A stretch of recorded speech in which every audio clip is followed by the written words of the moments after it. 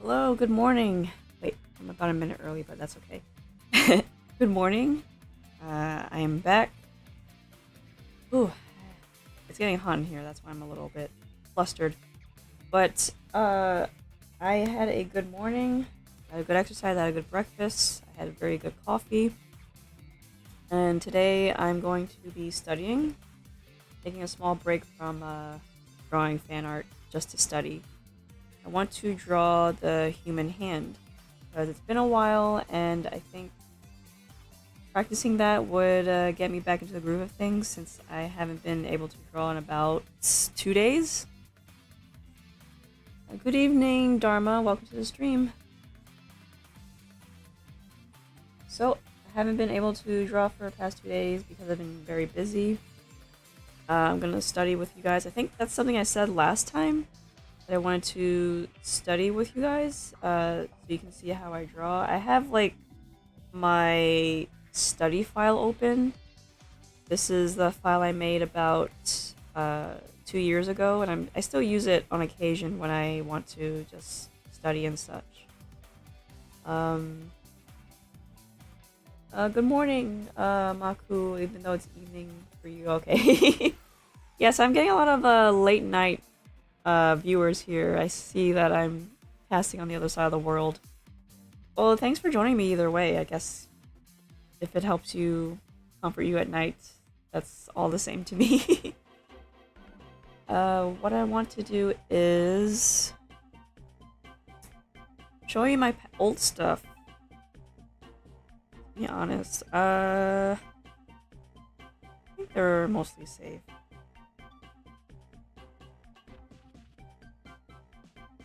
Yeah, oh yeah, this was all from this year. So this is the stuff I've been studying. Here's the arm. And I drew the arm again.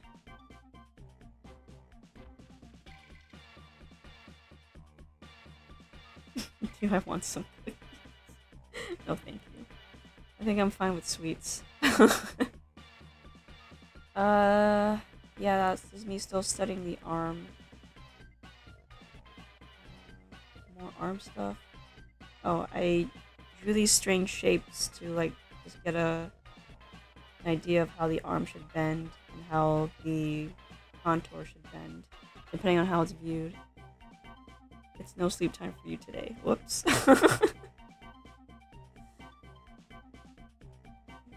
More arm stuff, and I just combined everything that I learned again. I just redrew everything again. That's basically what I did here. And I think I did some legs. Yes, this is all of the bones and the pelvis and the leg.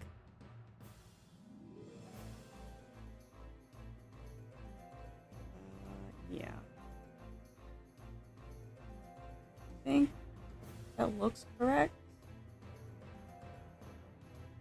Yes, that looks correct. Maybe. I think this needs to be a bit bigger, but I don't know.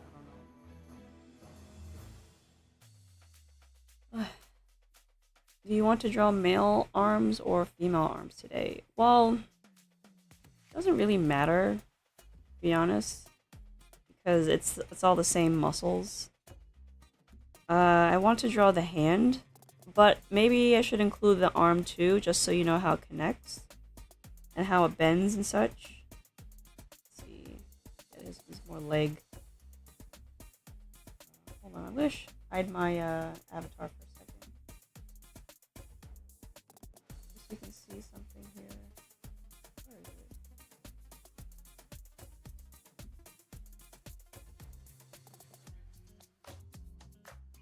There you go. So I wrote something here. It says from Brian's drawing and from photo reference. This is a photo reference. I was drawing from a photo. This is a photo reference. I drew this from someone else's drawing. This is my this is the instructor I was following. He no longer teaches at that place anymore, but I still have the videos to rely on. So it's still his work. And he draws in a very interesting way. I think I'm, in a way, copying him. But he draws things bigger than they actually are.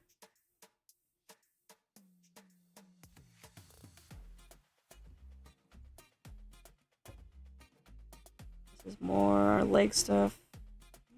More. Yeah, this is a combination of everything.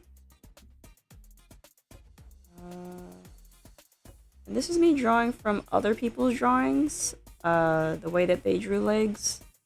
But I just put whatever I learned onto that stuff.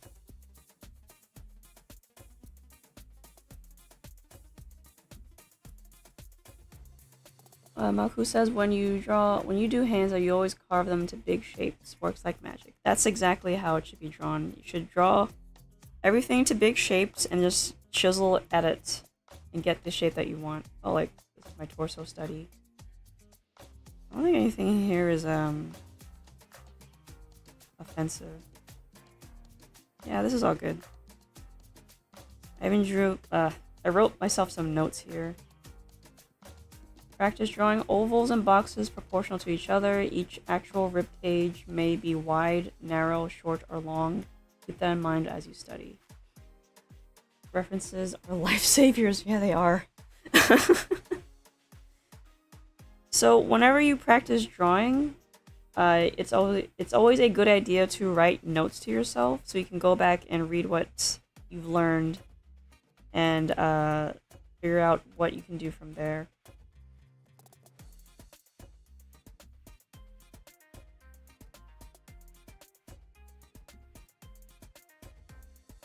More stuff. I think when I drew this, I turned this into a short on my YouTube channel. And then this is just me drawing ovals and boxes. Full figure seated down. And then I drew it again. That's it. So what I want to do today is draw some more hands and arms connected to those hands so that you can see how the arm affects the hand and the hand can affect the arm. I'm going to start with the hand first before I connect into the arm. I have a poser here I can look at. By the way, how's the audio? I think I'm loud enough. The music seems soft enough. Yes. Again, I don't have my headphones. They're not working right now. I have to wait for them to charge up to get more battery. Then I can check if they're working. Because they're dead. Let's start. We're going to start by drawing a box shape of the palm of the hand.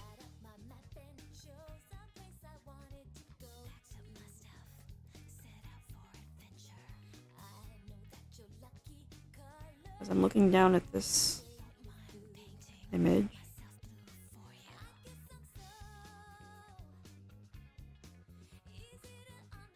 I'm also going to round this out.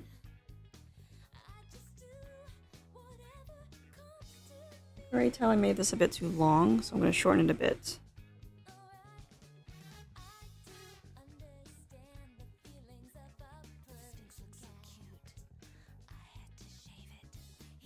What I did here is just make the box of the palm for what I want to do next. And I'm going to shrink this a little bit, just so you can see. I'm going to make this into a pointed pose. Because I'm going to follow the knuckles. And I can see that I actually drew this hand wrong, actually. I'm already off to a bad start. Oh, wow. Okay. Actually more foreshortened like that.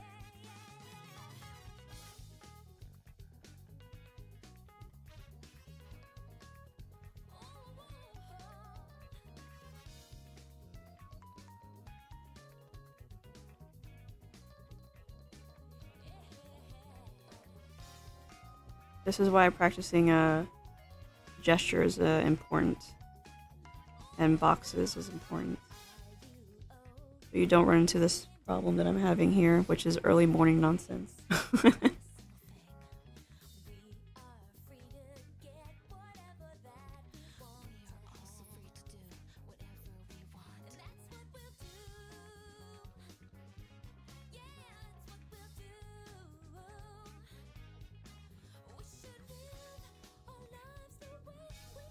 Oh yeah, you finished your drawing.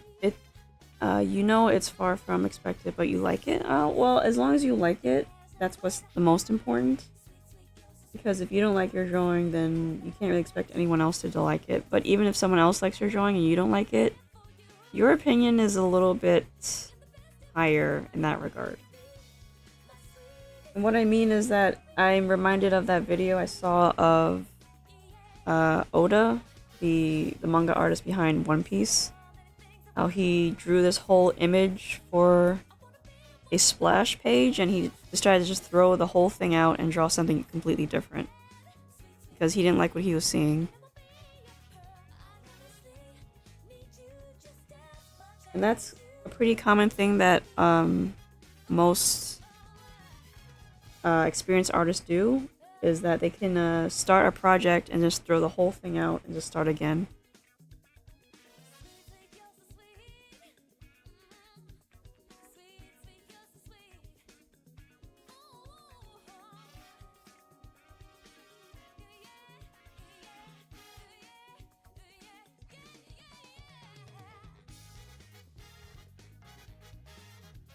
Let's see here.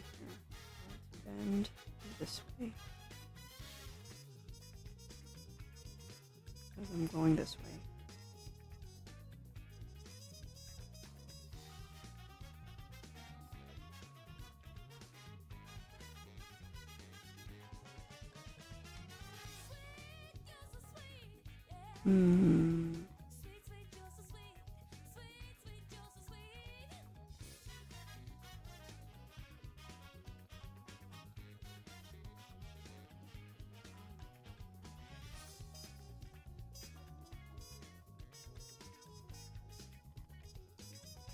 I have an interesting arrangement of docks. Oh.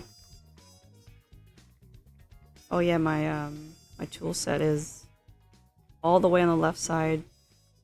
Mostly because I I don't want it to be in my way. Because I'm right-handed, I like to have my canvas on the right side.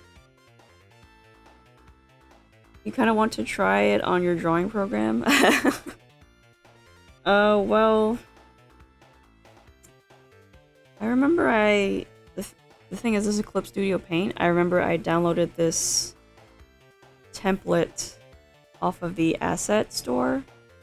I don't know if it's still there, but it's essentially like all the stuff you use is on the left side and all the stuff you don't use is on the right, like over here. You like the hair you suggested to you, not gonna lie. Well, the thing is, the hair I suggested wasn't really, it wasn't really my idea, it was your idea. All I did was teach you how to put it into parts so that it gives the head a more of a 3D effect.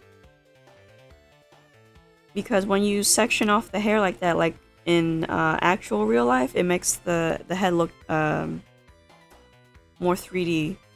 It gives it more depth.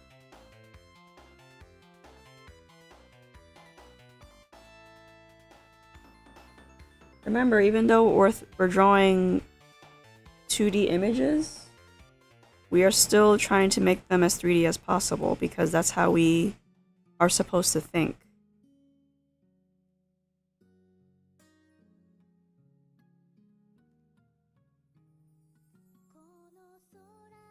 That's why I'm drawing a lot of boxes here. Just so I know that which direction goes where.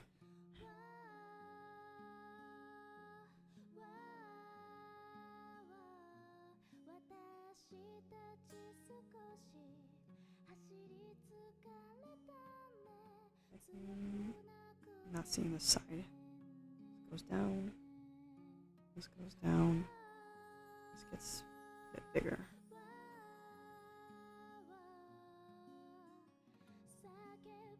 Okay. Oh, yeah. This is still not correct. Well, not quite correct.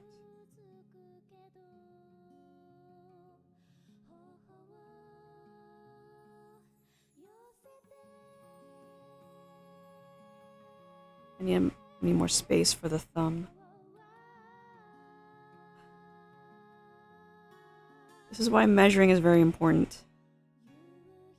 Especially when you're looking at a reference. I'm gonna drop this down. Now it makes more sense.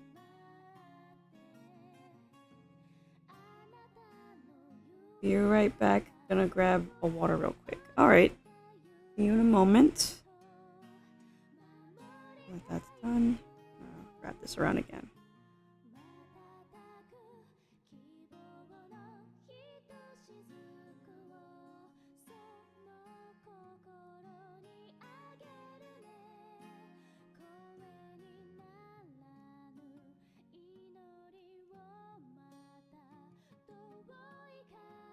I'm gonna do my best to correct all of my mistakes before I move on.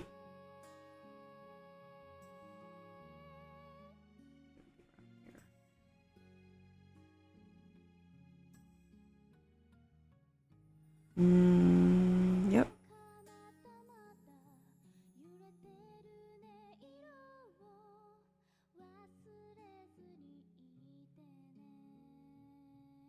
I think this could be... maybe? Sorry, I do talk to myself when I'm thinking.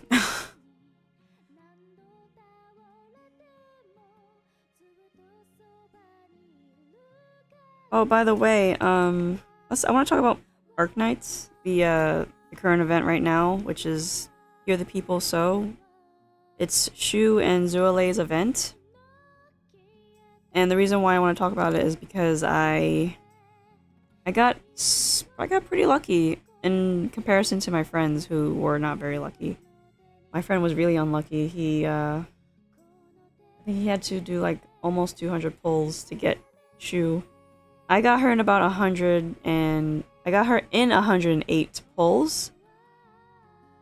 My boyfriend had to wait a bit longer to get her.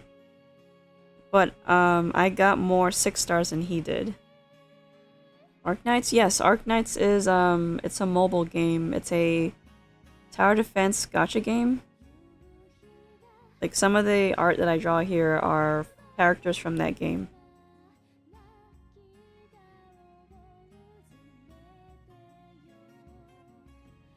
It is a gacha game, so if you don't like it, I understand that you don't like it. That's why I'm just warning you right now. Measure this real fast. 1, 2, that's right length. Fantastic. You just downloaded it on your PC? Oh, cool. So you know what it is. Just a moment ago. That was fast. Ooh, you're gonna get bombarded with a lot of stuff because you are dropping in. If you are a new player, you're dropping in the middle of a 4.5-year anniversary.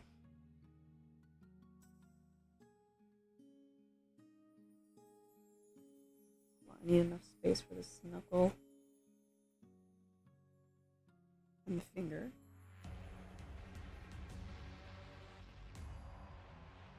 This needs to drop down.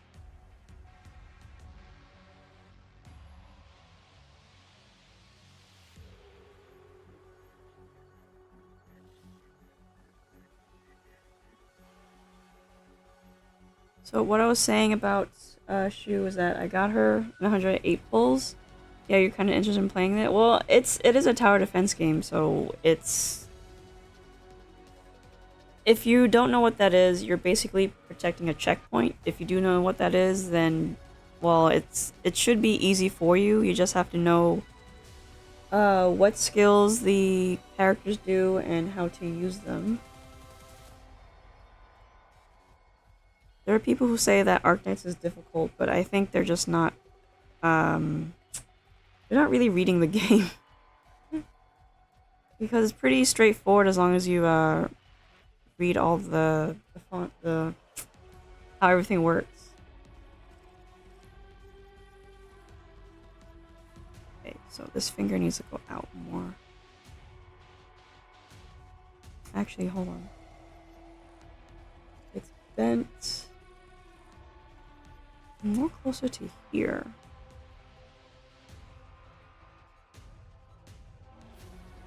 Yeah. It's closer to here. This needs to move a bit in.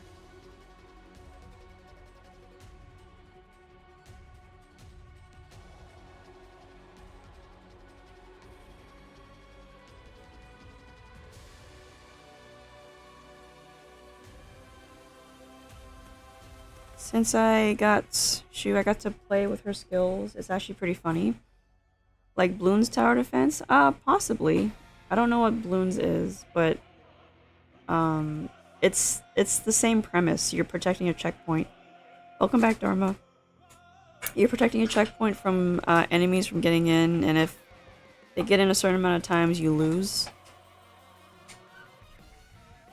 But the characters are getting so powerful that fear is not like a problem anymore.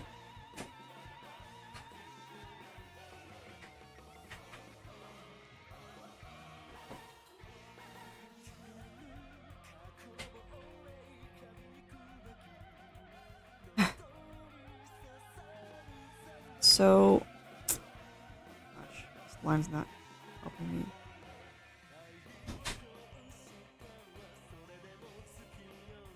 You know what? I don't know why I'm drawing this odd, but I guess I'll just draw it like this. This is fine.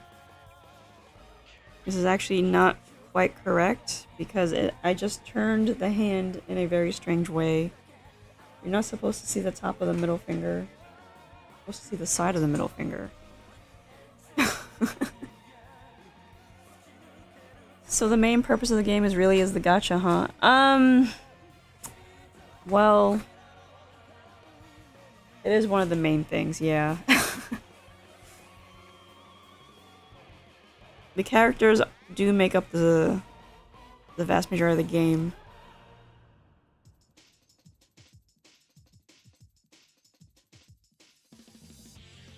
But the art's full of different artists' art styles, and I know I found some favorites in there. That's how I found Leduc and Chuzenji. I also found... Oh man, I don't know how to pronounce it because it's in a different language, but the end part of it is YYB. There's also Skade. All these different artists that are just making these beautiful artworks. And it's so detailed and intricate.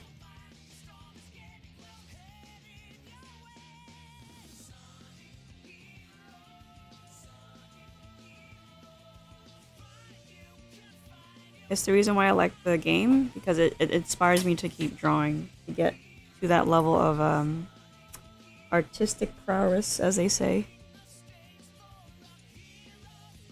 It's not that I want to be an artist for the game, it's just I want to get on that level of skill.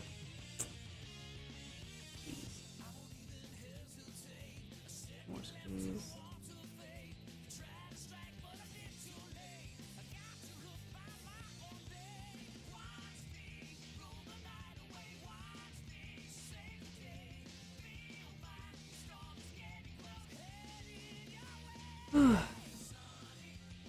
I've been playing the game since... Well, since the first year. I didn't play it on the first month. I played it on the second month the game has been out. So pretty close enough. Hello, Chicken Lover. Welcome to the stream. I am studying today because I need more practice. Let's be real here. I need more practice.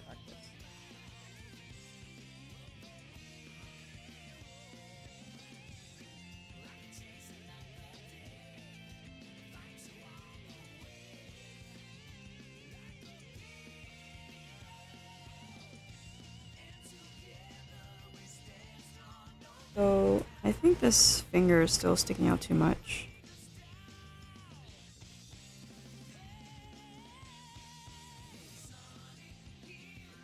Oh.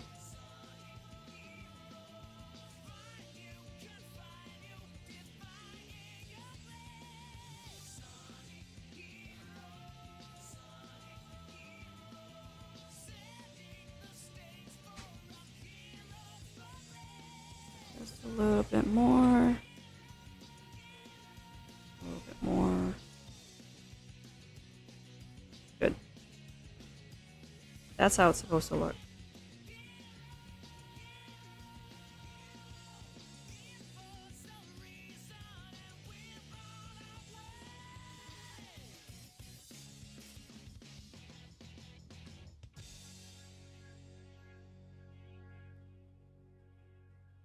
So as you can see, I'm using a lot of straight lines, shapes, like boxes. I'm using a cylinder to get the shape right.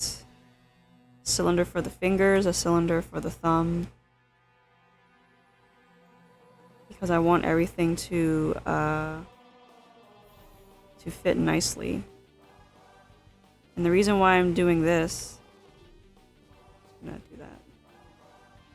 Because these are, this pointed finger, I want it to be pointed specifically because it's a good measurement tool for how the actual finger is. So this length right here is the same as this length right here.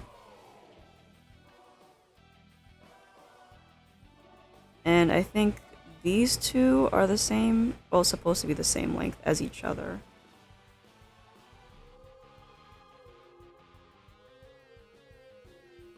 And it's like this for most hands.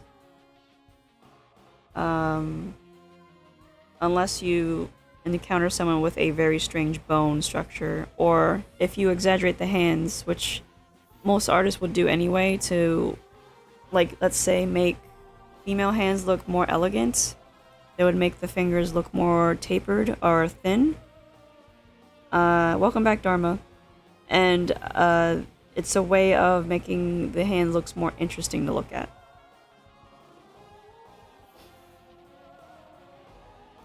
I'm gonna move this over. And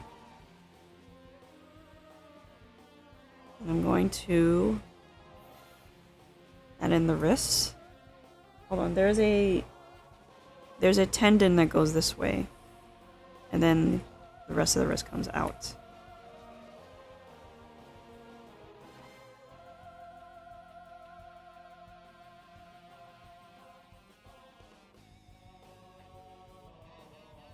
Yeah, the CSI flow, exactly. Go this way. So you get it, Maku.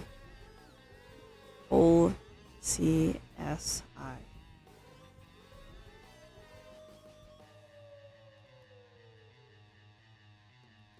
I'm gonna shrink this a little bit again because I'm gonna add more of the arm. I'm only gonna add half of the forearm, because this is mostly a hand study. But I don't mind adding part of it. So what the forearm is that the part that connects to the hand is usually a boxy shape. So you would draw it like this. That's how you know where the wrist bone starts, because it can become like that. Like this. Hold on, quick check. Yeah, because there's a bony part here on the pinky side of your hand. It's like here. You're a regular at Proco's channel. Ayy, nice. I visit Proco's. I'm actually subscribed to Proco, but I haven't watched his videos in a bit. I am one of his former instructor's students. I'm following the Watts Atelier program, the drawing program, because yes, Proco. He has a YouTube channel. It's exactly as it is, Proco. Yeah. So when I first saw the way that Proco drew, I essentially thought, I want to learn from the guy who taught Proco. And that's why I kind of like just jumped past him and into the actual master. Granted, I know that Stan Proko has been drawing since he was, what did he say? 16? I believe he said 16. And that's when he started getting Jeff Watts' instructions. And that's how he got better really fast, really quickly. And I'm only coming in 2-3 years later. So I'm not gonna be at his level at quite yet, but I can get somewhat close by what I learned from Watts.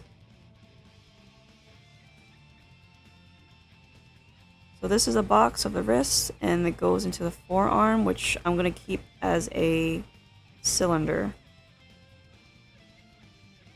And there you have the forearm.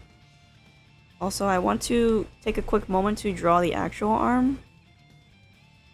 I'm gonna duplicate this.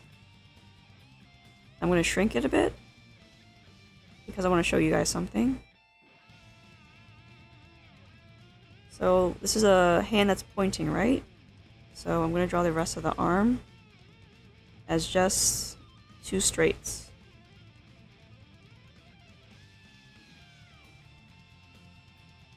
And the shoulder, I think, would go here. Let's say it goes there.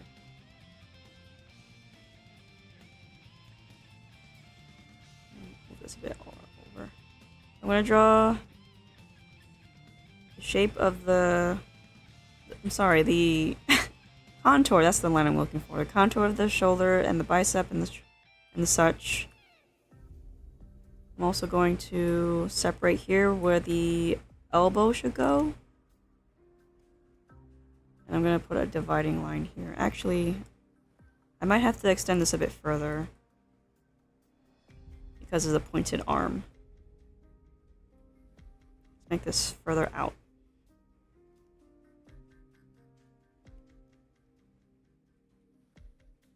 Put the shoulder here, put here. The end. This is where the elbow would go. No, wait. This is where the elbow would go. We're gonna divide the forearm into 2.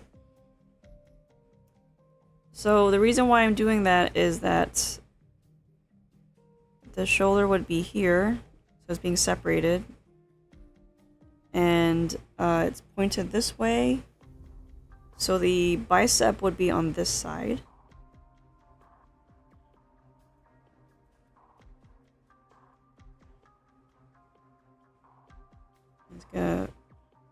It's gonna flow like that because the bicep is like here.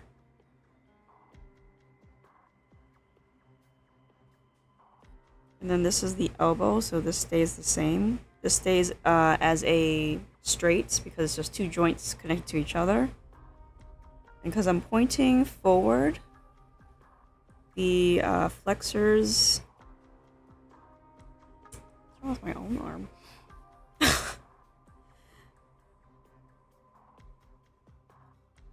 The flexors, which is always on your pinky side. Sorry, the extenders are on your pinky side. The flexors are on your thumb side. Extenders are over here, and they are typically the smallest part of the arm. And then there's the fattest part of the arm, which is the thumb side. I'm also gonna just put a line here as a crease.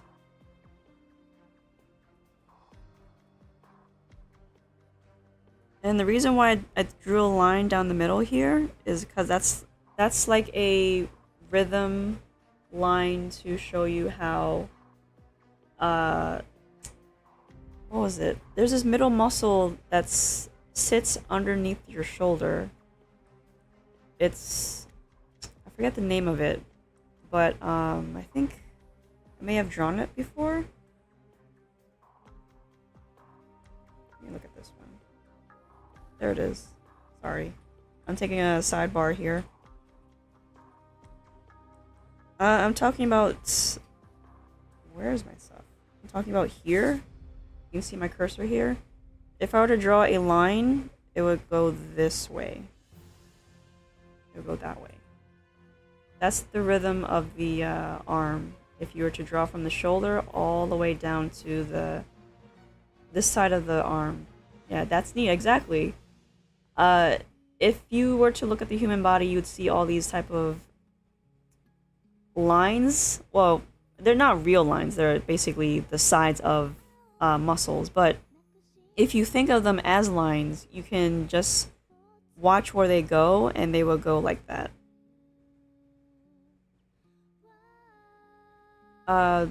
Is this the brachialis? This middle part here? You're probably right. I should know that, but sometimes I get the terms mixed up.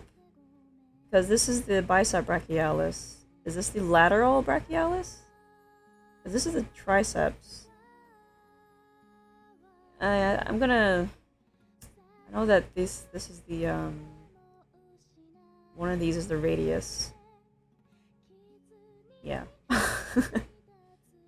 And the extenders are on this side, and this is the flexors on this side.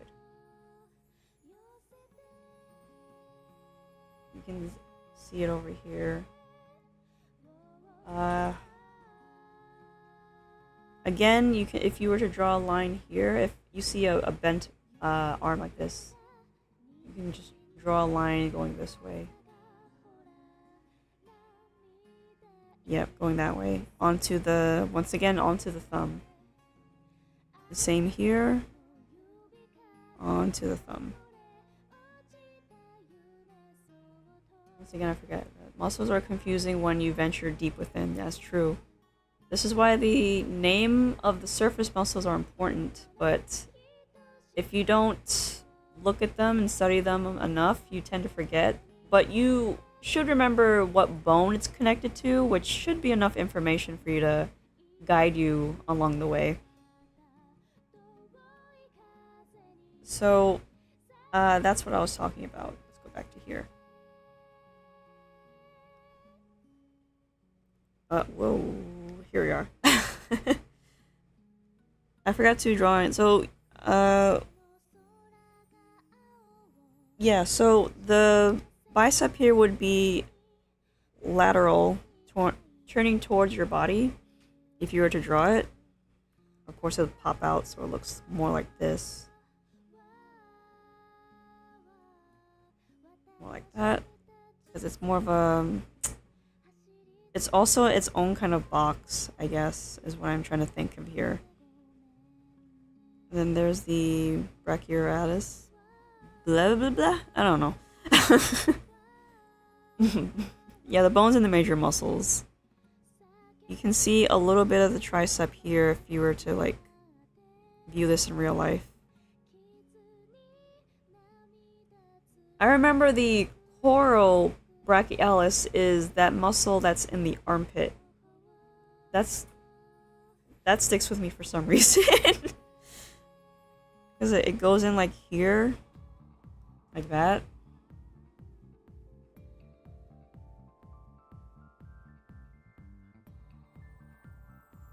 And then the, I just drew the lateral.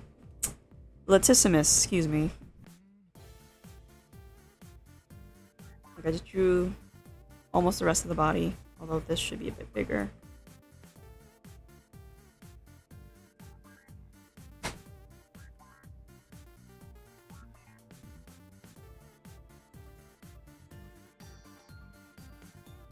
So that's how you would connect your hand to your arm. You need forearm, elbow, and gosh. Hold on. Maybe I should think of it better like this. R, E, B. Radius and ulna. Elbow joint connecting to each, and brachialis. Or if you don't want to, if you can't remember brachialis, the actual name is H, which is the humerus. That is the bone here. Radialis. Radialis is always on your thumb. The ulna. The ulna is always on your pinky. P-I-K-Y. Pinky. There we go. And an easy way to remember this is that... Do I have the thing open? I don't think I drew the bones of the arm, did I? I must have. Oh no, I didn't draw the bones. I thought I did.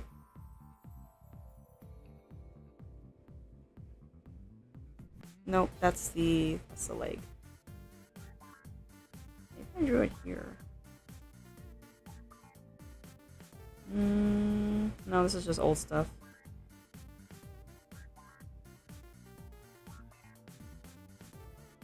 Maybe I can demonstrate it like this. Let's draw the bones of the arm, for an example. I'm going to hide these two temporarily. I'm going to draw the humerus. This is just based off of memory. So I'm doing the best that I can with what I remember.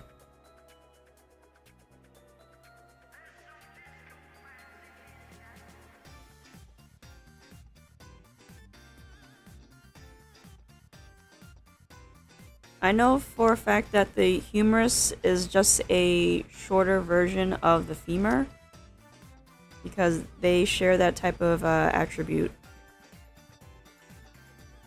This is a ball and socket joint. This is a connection. Whoops, I just knocked over my mouse. This is the ulna, which is like this bone here. And the radius, which I believe goes like this, perhaps? These aren't supposed to touch. Whoa, hello, Mr. Bro. Nah, you're gonna whip out your handy dandy references. My 2 brain cells can't handle memorizing that stuff. Actually, I'm gonna do a swapperoo. Yeah, I'm gonna do a swapperoo. I'm gonna invert these. There we go.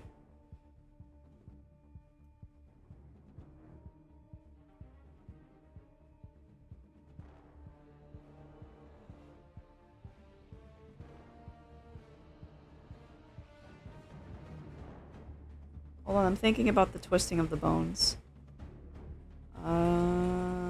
Yes. Okay.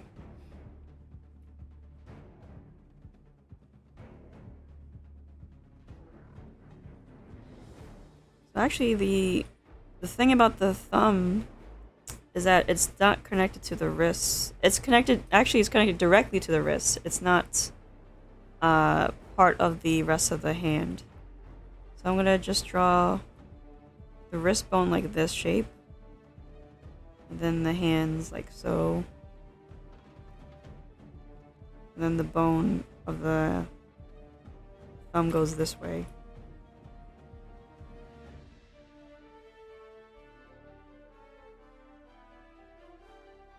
I'm not gonna get into too much detail with that.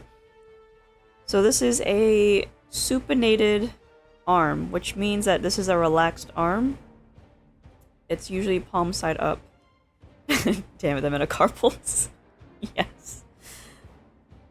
So you know this because this bone is not twisted. These two are not twisted. When you look at the palm side of your hand, we'll explain what that means in a moment, Dharma. When you twist your hand, it's like this. Well, when you twist your arm, so this, whoa, this gets changed. Yeah. I'm going to flip this hand to demonstrate this over. Because remember, the radius is on the thumb side and the ulna's on the pinky side. So this has to cross over here.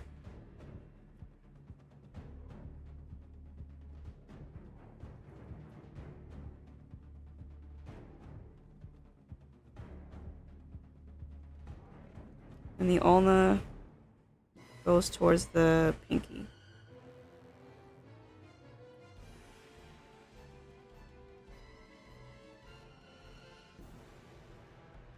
Remember, I'm just doing this off the top of my head. It doesn't have to be, like, completely neat. Oh my gosh, my notification jump scared you. Bones are less complicated than muscles, but then again, it's also not simple. No, it's not. It ain't simple at all. One of the hardest bone complex to remember. Okay, so this is what happens when you twist your forearm so that so you can see the top of your hand. So this is the top of your hand, and this is the palm side of your hand. This is what's happening to your bones when you do that.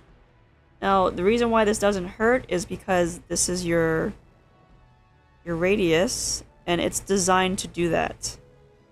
It's designed to twist over your other bone. So it'll never hurt when you do that. It'll hurt if you do it too much, if you try to twist it way too much, or if it gets bent in a different way. Obviously, you're breaking your arm at that point. But that's how that works. So this is the palm. This is the, well, the term is dorsal, but that's not important. Top of the hand. So, Dharma asks, what is a metacarpal? I'm gonna write that down actually. Metacarpal. Metacarpal means beyond the wrist. That's what that means. Beyond the wrist are the bones in your hand. That's your metacarpal area. And after the metacarpal is called a phalanx. Phalanx. These are your fingers, basically. That's what that means. So these are fingers. And these are your palm bones. That's what that means. Metacarpal, beyond the wrist. That's what that means. There's also the word metatarsal. I'm gonna write that down. Metatarsal.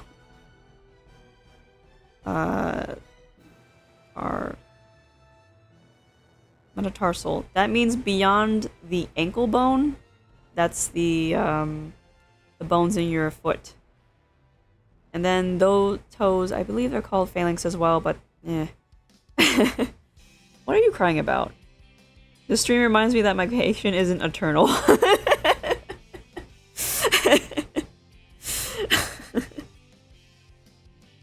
I think I explained enough. So, yeah, you learn this stuff by studying bones. Oops. Oh, I was gonna delete that anyway. You don't have to remember the names of the bones, but it does help to do that. It also helps to study the muscles. Once again, you don't have to know the names, but you have to know what they do and how they bend and how it makes the body look. Because people are going to recognize when, let's say, the arm looks kind of broken, or the thumb looks kind of, or the hands and fingers look broken. They're gonna recognize that even if they don't know how the body is on a layman term, people are just gonna realize that something is wrong. So I'm just putting that out there. But it is pretty cool when I see other artists, they just know everything off the top of their head because they keep memorizing that stuff over and over and over again. And I should also do the same thing. I should start to remember the parts of the body, like how I drew that leg before. Bones. Like nothing is very apparent here. here, for example, right? So this is the lower body, essentially. The entire lower body, except I split it in half because that's not important. It's basically the same on either side. So this is half of the pelvis, this is the femur itself, and this is the lower part. As you can see, they kind of share the same traits as the arm. This, if you would look at it that way, this would be the longer version of the upper arm, and this would be the longer version of the lower arm. I had to write... This is just a shortcut for all artists or doctors in the chat. To remember, ASIS means anterior superior iliac spine, and the ISIS is the anterior inferior iliac spine. And what these two means is that this means it's on the front, this means it's on the top, this also means it's on the front, and this means it's on the bottom. That's all that means. This is the head of the fibula. This can be seen on a very lean body. So it's an important landmark when you draw the legs. This will always be seen on legs because it's your kneecap. This whole part is your ankle bone. This will always sit lower because this entire bone sits lower. This will always be higher, and as you can see, it kind of looks like a what's it called? A wrench. You can view this whole point as a wrench. The same with the bones of the arm. This can also be viewed as a wrench because of the way it has to sit with the wrist bones.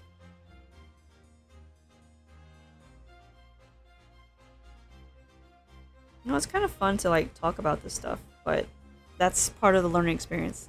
Learning can be fun if you get excited about it. Oh, I should draw another hand now. I've been explaining so much, I haven't drawn a hand yet.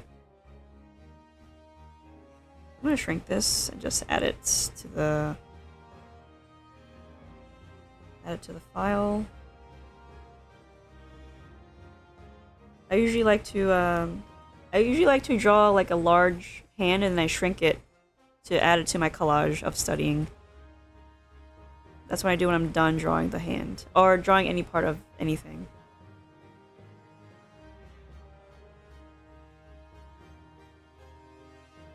So I need to repose my hand.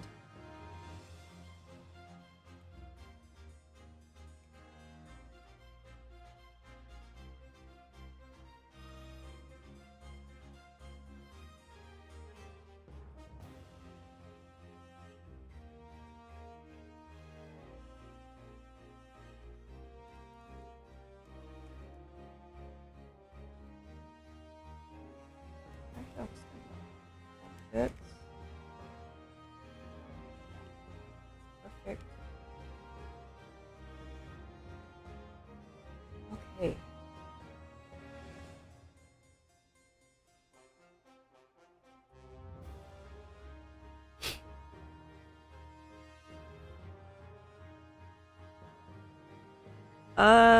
There's something that I should mention. Whenever I draw gestures for study, I usually draw the basic shape of the hand and then the other stuff gets added later.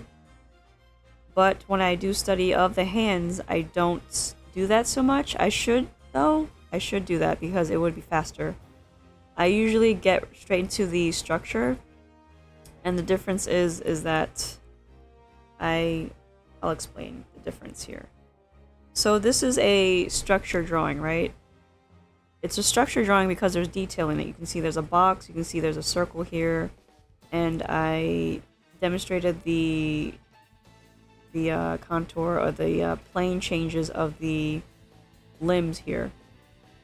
So the hand here is a gesture of a hand. So it's what the hand looks like at a glance. So the thumb would be resting like this, the fingers are resting like that, and then there's the rest of the fingers. They're grouped together. And that's like an easy way to just quickly draw a hand, and then you add the details later.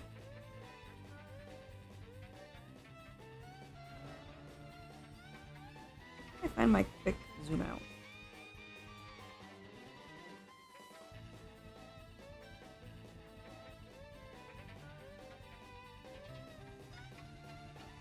So if I were to, so I just showed you this one with the structure first. Now I want to demonstrate with the gesture first. So if I were to, it would be like palm, palm, pinky,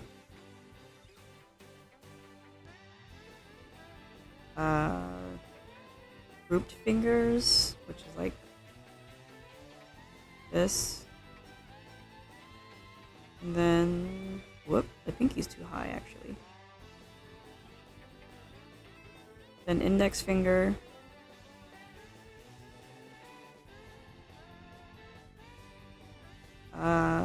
wrist shape, sorry, the rest of the palm, and then the thumb.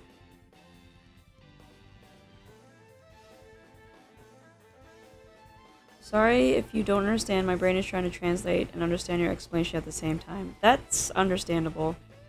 I think that's how most people think when English is their second language. That's why I'm trying to speak in a plain way. I don't want to use too many big words because that's gonna confuse even me. I can lose my train of thought in the middle of talking.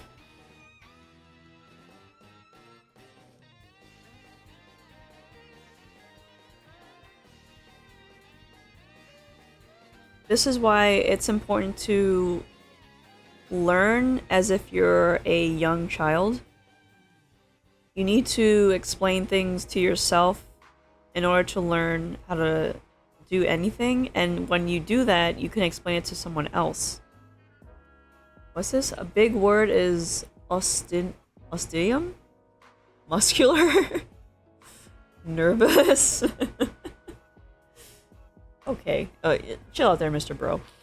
Ostium, excuse me. I wanted to pronounce it ostium. But my nose is stuffy for some reason.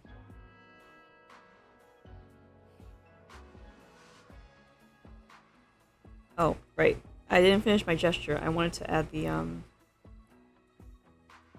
wrists. So I can just kind of draw right through it.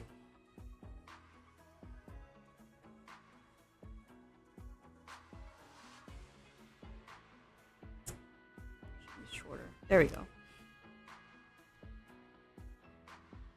Ostium means bone in Latin. Yeah, that makes sense. Ostium, because it sounds like osteology, which is the study of bones. It also sounds like what's that word? It's a bone disease. That osteoporosis. I'm sure I'm pronouncing that wrong.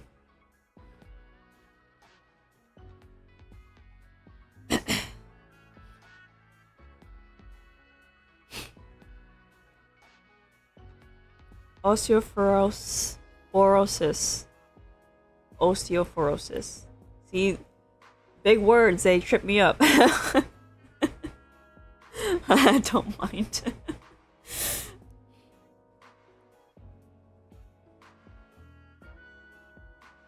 Okay, so back to what I was doing. So this would be the gesture of the hand, right? So I'm gonna duplicate this. I'm gonna hide the first one. Now I'm gonna go back and I'm gonna put in the structure of this hand.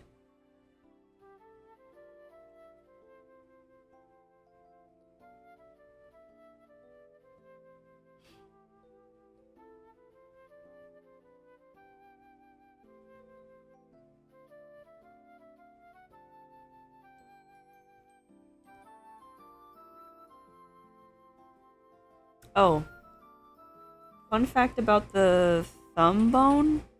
It's only like 2 bones in the top of the thumb. The rest just goes straight to the wrist bone.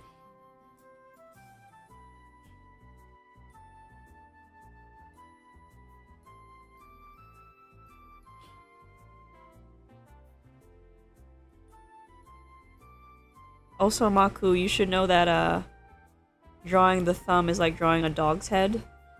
The tip of the thumb. Osteoporosis, you mean the backbone curving too much? Was that it? No, that's not it. That's not what it does. It's when you don't get enough calciums, excuse me. I think it's when you don't get enough calcium in your bones and your bones become weak because of it. That usually happens when you don't eat enough food for your bones to remain strong and dense. And if your bones are not strong and dense, they will break really easily. That's what that is. And that usually happens when you're very old. When you're very old, but that can happen if you're young and you undereat a lot.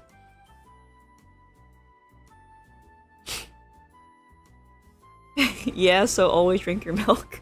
You can get calcium from other things. There's a lot of calcium in vegetables, actually. Leafy green vegetables.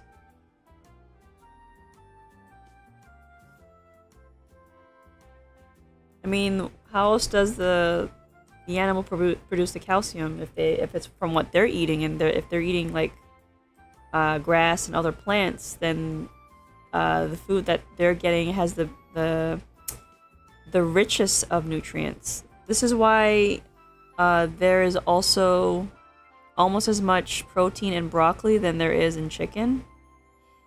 Grind them bones? No. But but yeah, like vegetables have a lot of nutrients like protein and calcium and stuff like that. That's why you should eat your vegetables, kids.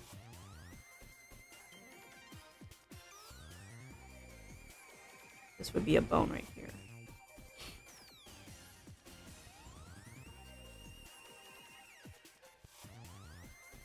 And I'm gonna shorten this a bit so it makes more sense.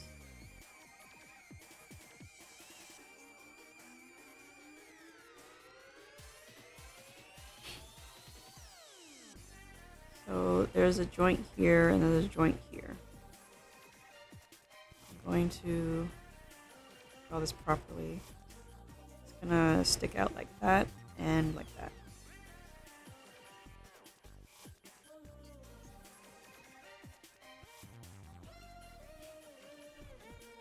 Eggshells? Oh yeah, eggshells does have calcium in it, but do you really want to eat eggshells? Eggshells are also really good for soil. I know that for sure. Eggshells and coffee grounds are good for soil. You like carrots and tomatoes so much. I like those too, but they are very sweet. And there's something about root vegetables that are kind of bad for you if you eat too much of them. Because they are a starchy carb. And too much starch for you can actually be the equivalent of eating sugar. I think tomatoes are fine though, but I should really eat more of them because I like them so much.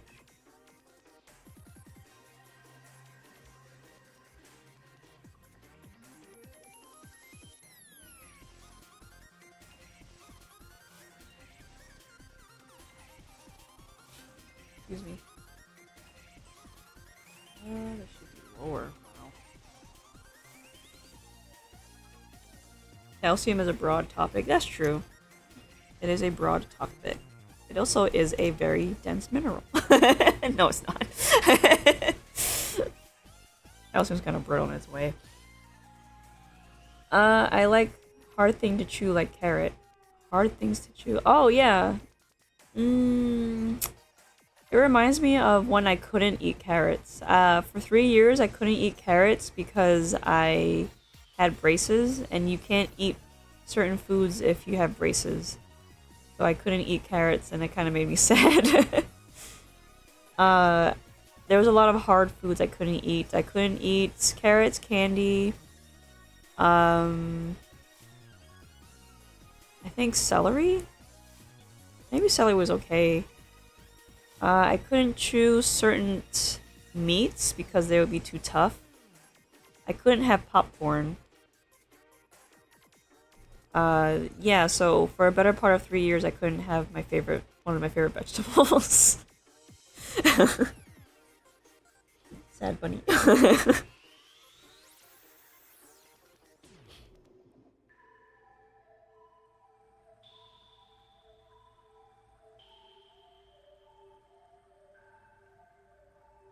Let's see. I'm gonna go that way.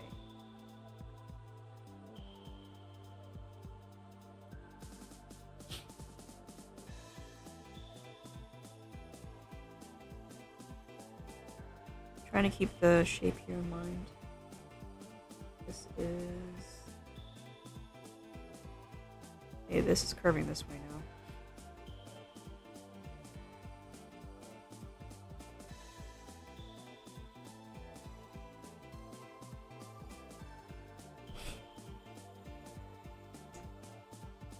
Algae is the most underrated and OP food. Algae, yeah. Seaweed is really good for you. It's better than carrots because of the beta carotene is a higher concentrate. It's rare a bunny doesn't like carrot. No, I like carrots. I just couldn't eat them for 3 years.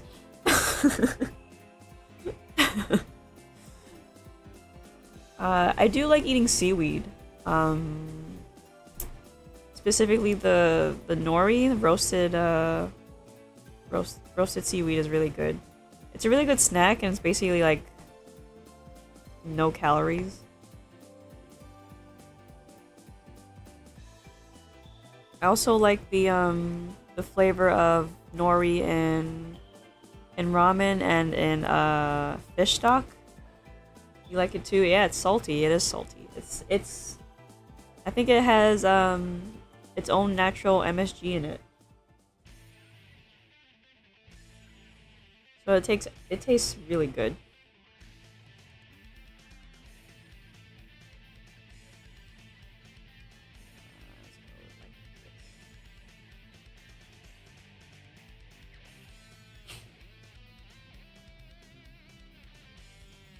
You take the spirulina capsule in the past. Good stuff.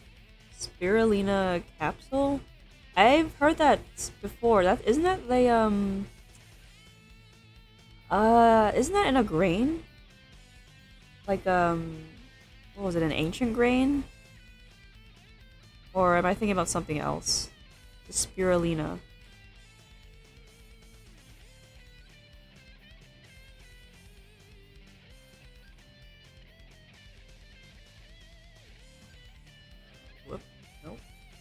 Yes.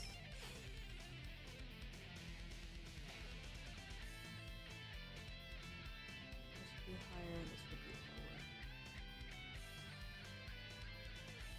lower. Yeah, they put that stuff in fish tanks. Really?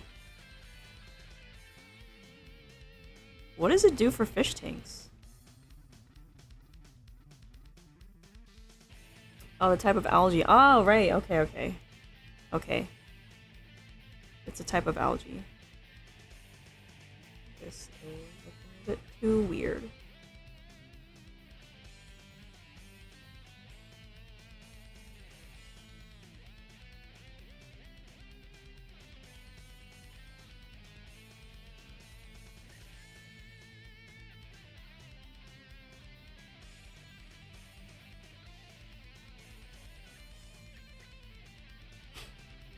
Fish food. Right. And that's safe for people to eat, I guess. Food.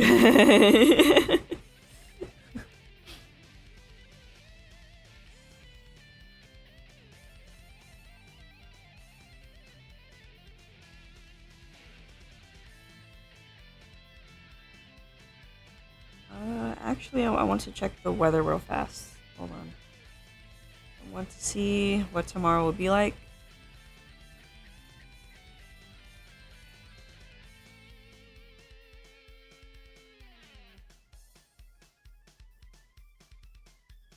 Yes. Yep. Okay. Tomorrow will be raining. So tomorrow will be Saturday for me, and it'll be raining. I am going to do another stream tomorrow. I don't think I have any plans tomorrow. So I'll be doing that again in the morning. No stream on Sunday.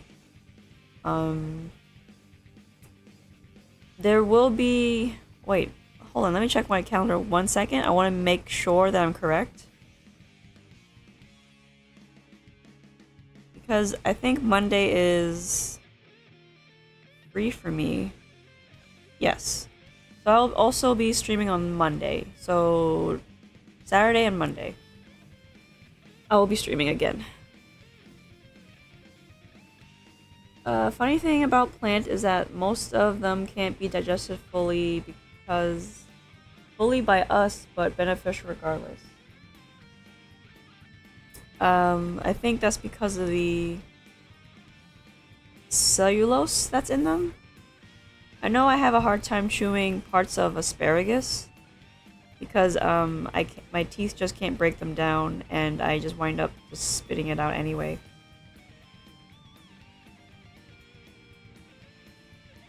There's just some cellulose that's too fibrous, and your body can't digest it, but it can just pass it through. Your body will take the nutrients from those and just pass the stuff that it can't use. So in a way, we're just sucking it out like a plant would.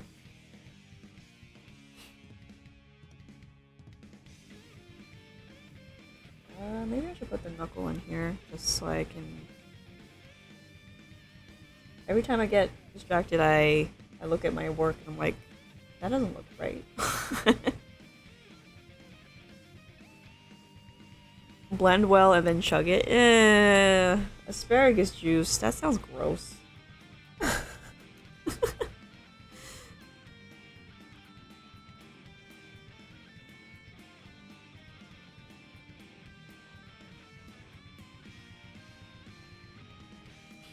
I also don't like drinking my vegetables. I don't like green smoothies. I'd rather just eat the vegetable.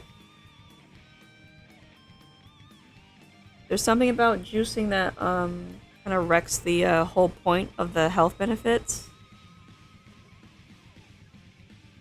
Because some of the fiber isn't getting through. And some of the nutrients get destroyed. So it's kind of like a moot point. Plus, people tend to put a lot of sugar in those green drinks. Well, the ones who have sweet tooth do. Like, they put a lot of fruit in them, and it becomes intolerable. I can handle only a certain amount of sweetness. I just can't handle too much of it.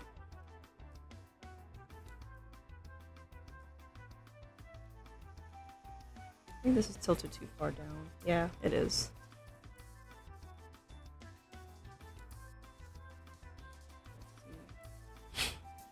Down.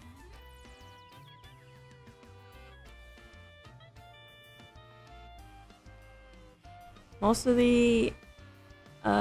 of animals, including rabbit and cow, are having a hard time digesting plants. They eat their own poop again to regain the full nutrient. Ew! Well, for cow, they vomit it internally. Ugh. Ew. Oh, man. I didn't want to know that, but thanks for the fun fact. It's disgusting. Do you guys like bananas? I do like bananas, but I don't buy them. It's a common thing for animals. Ugh.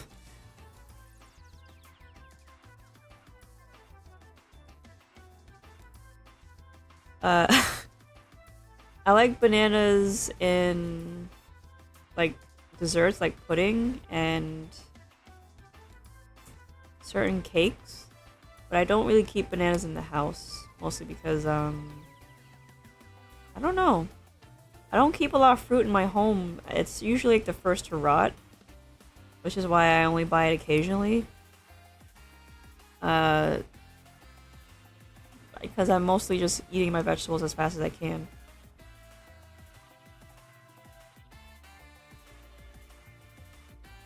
I do have fruit preserves at home. I know it's not the same, but it does help sweeten the foods I want to eat. when I want to. Yeah, I think of this as a plan. Yeah. And change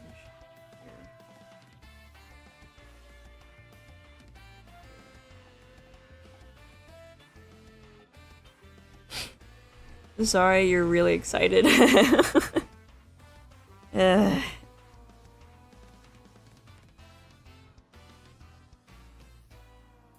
I mean, like, I say like that's gross, but then like I like animals such as the dung beetle, which, you know, we all know what that is, right? We know what the dung beetle does.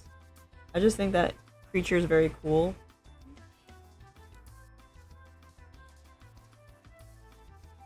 Like, there's the dung beetle, and then there's like the rabbit and the cows doing their thing.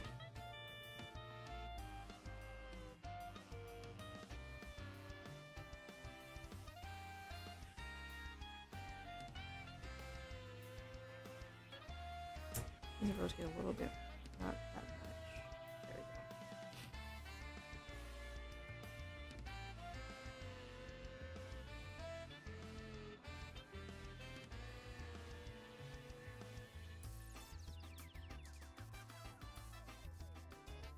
Hold on, I want to check my headphones to see if they're working again. It has been a while.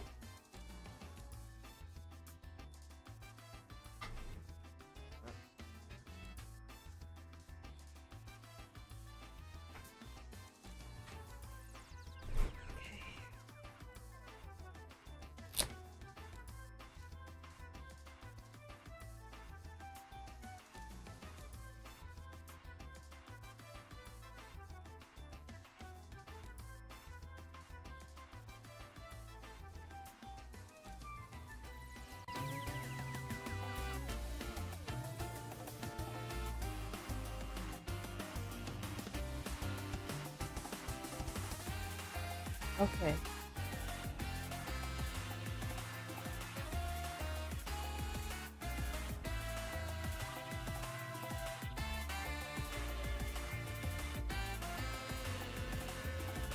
my headphones are working.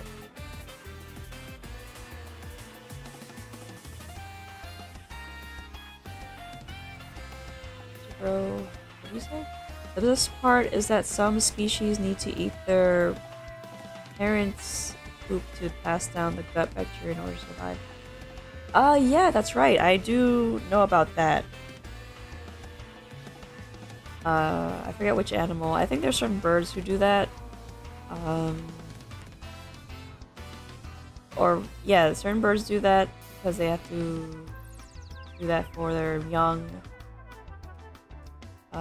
Actually, humans do that too, but we don't eat it. We, put the fecal bacteria back into the intestinal, tract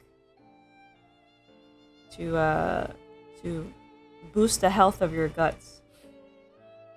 Remember, says you can't chew banana for too long. While you eat it, you immediately swallow it. Oh, that's...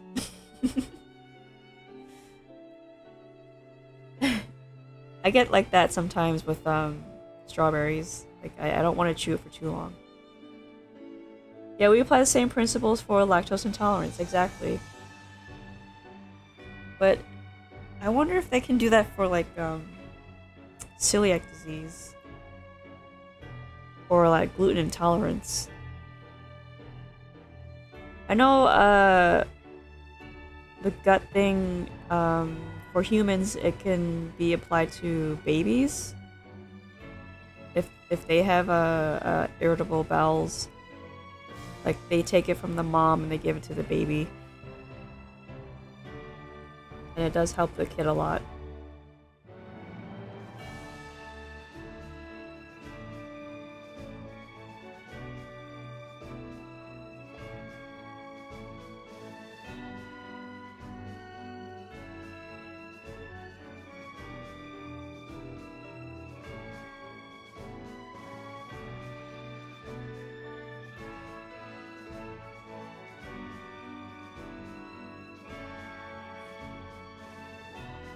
Antibodies? So you can't eat bread. Yes, well... Yeah, there's certain people who can't eat bread and certain types of rice. And, I believe certain cakes. Cakes? Cakes and cookies? Yes, that's how it works. Man, we just went down a trip, huh? We went from talking about food to talking about intestinal tracts. I guess this is a science stream.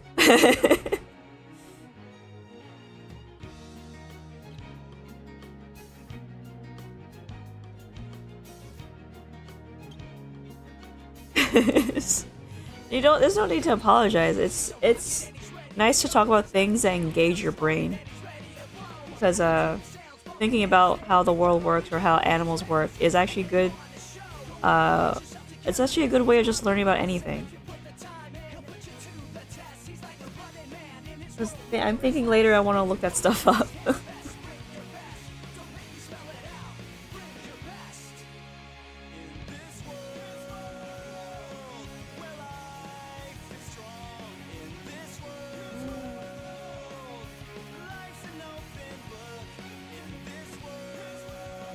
This pinky needs to be lower.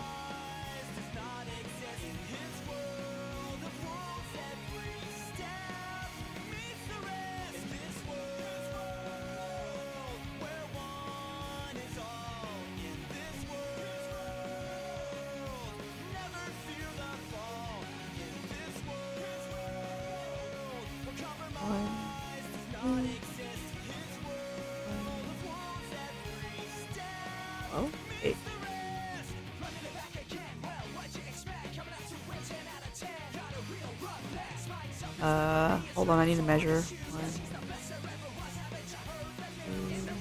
2, 3, 1. Yeah, that's right. 1, 2, 1. Yep.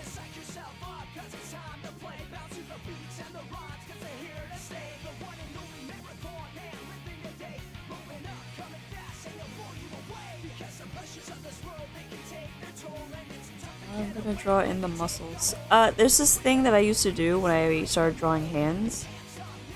I would draw the muscles of the thumb and on the pinky first.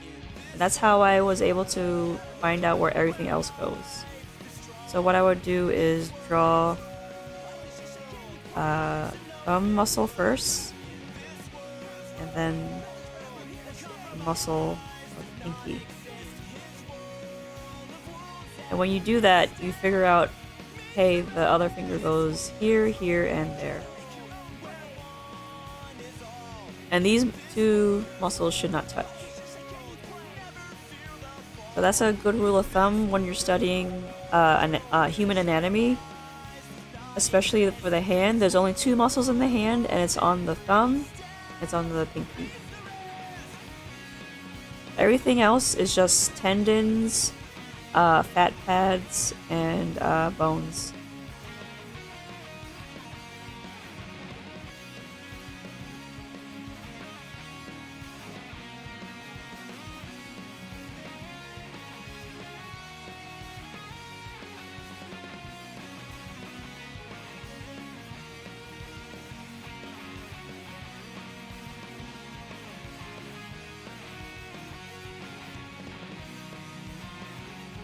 Thanks for sharing, guys. Want to sleep almost midnight. Good night, Dharma. Good night.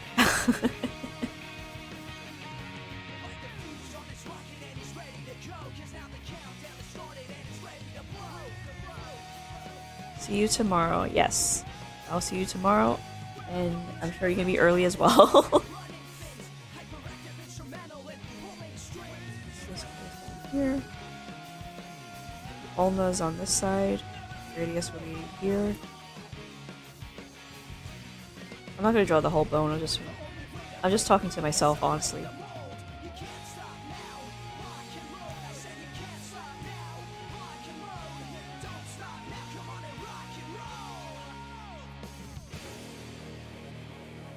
Actually, that's not seen on this side. And these 2 muscles attached to this tendon here that you can usually see on your hand.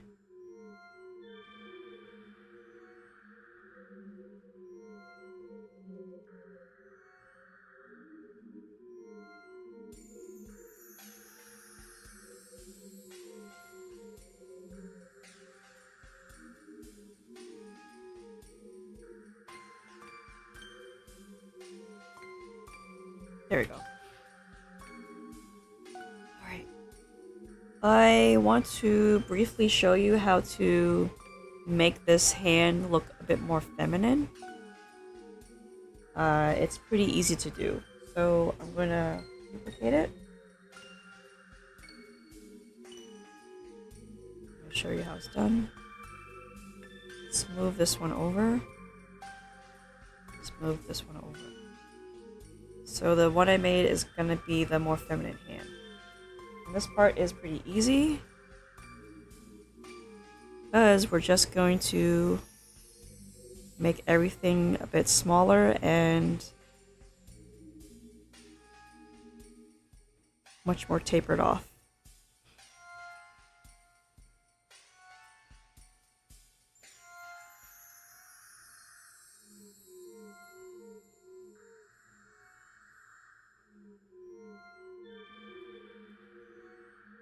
Of course, you don't want to make it too thin, otherwise you're not going to get the same effect. So this would be the soft side of the finger. Then we lead into, let's say the fingernail, for example.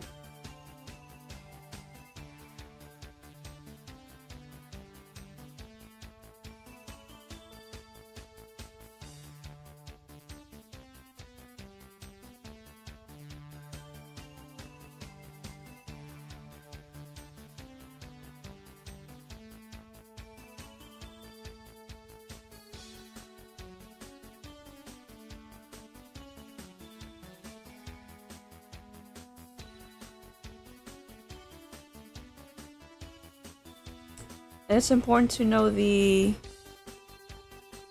to get to know the bony side of your hand, because that can lead you to drawing the most excellent hand ever. Knowing the bony side of your hand, which is here, for example, on this side, the top. This top right here will always be a box.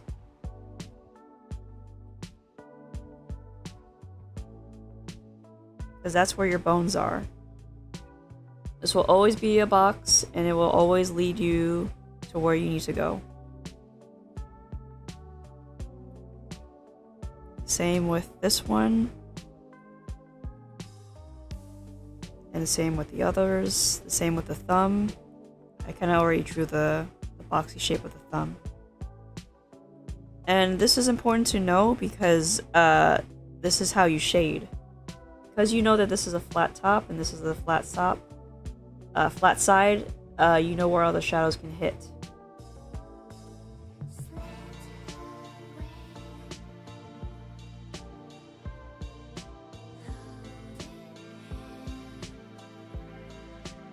Let's go back to this hand.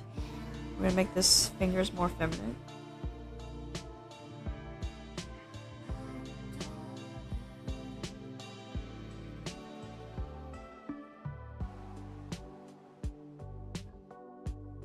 All we're doing is making the bones smaller. That's all we're doing. When you go from masculine to feminine, you're just making some stuff smaller and softer.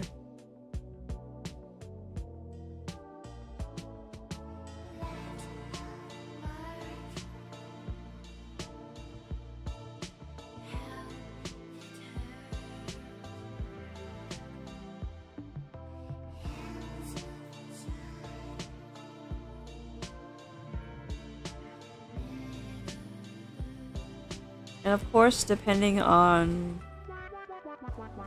the female character that you're drawing and what you can see of her hand, you can draw in her fingernails if you want. I kind of did it here by making this pointed spot here, the same with here.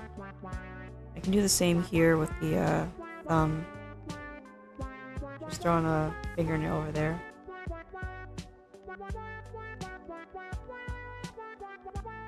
Do the same over here.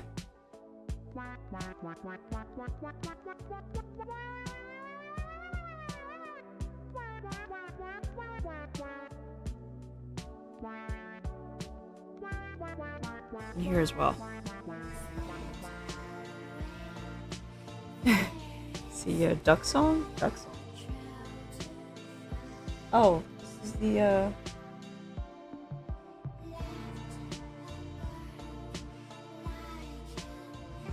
this is the instrumental version of Melting White. It's an Arknight song.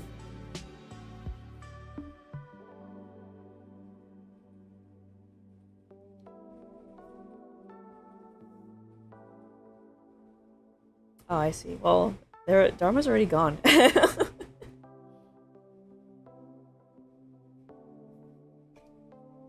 He left a while ago.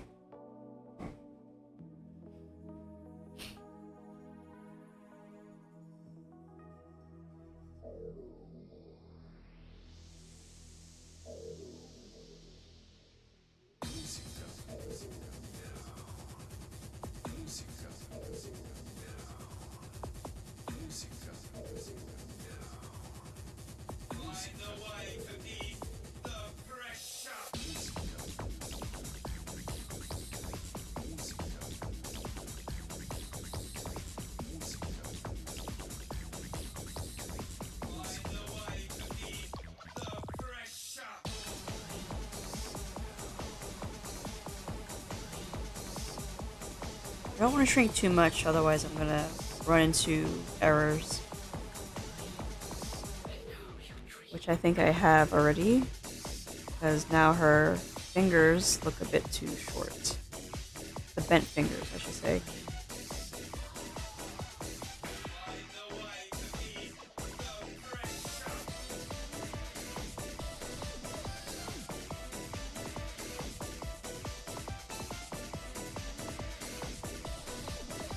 Also, I need to make her wrist smaller.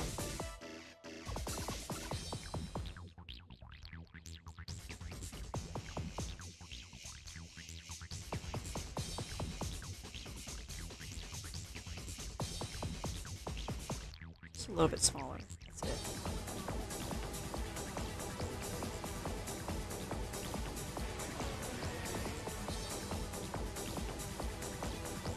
Of course, we're gonna cover it up like that.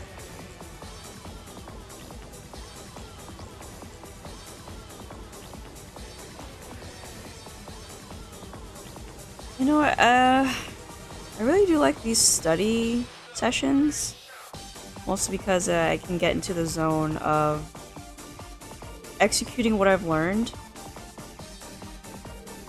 and just applying that knowledge here and trying to get better and better and better at it. Because I have done a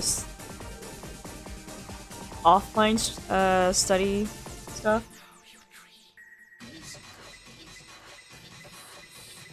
And I think I'm just a bit more effective because, you know, obviously I'm not distracting myself by talking to a chat. And there's not music. I usually just study in silence because that just makes the most sense to me.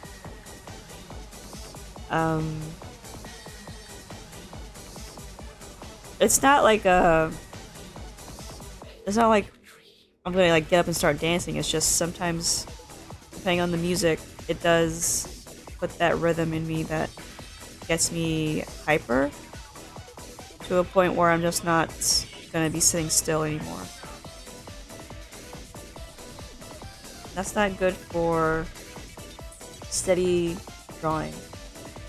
You need to like buckle down, study for roughly 30 to 30, oh gosh, at least 30 minutes a day. But if you actually do have time, 3 to 4 hours a day. The thing about the 4-hour mark is that people tend to forget to tell you that your brain kind of just wants you to stop around 3 hours.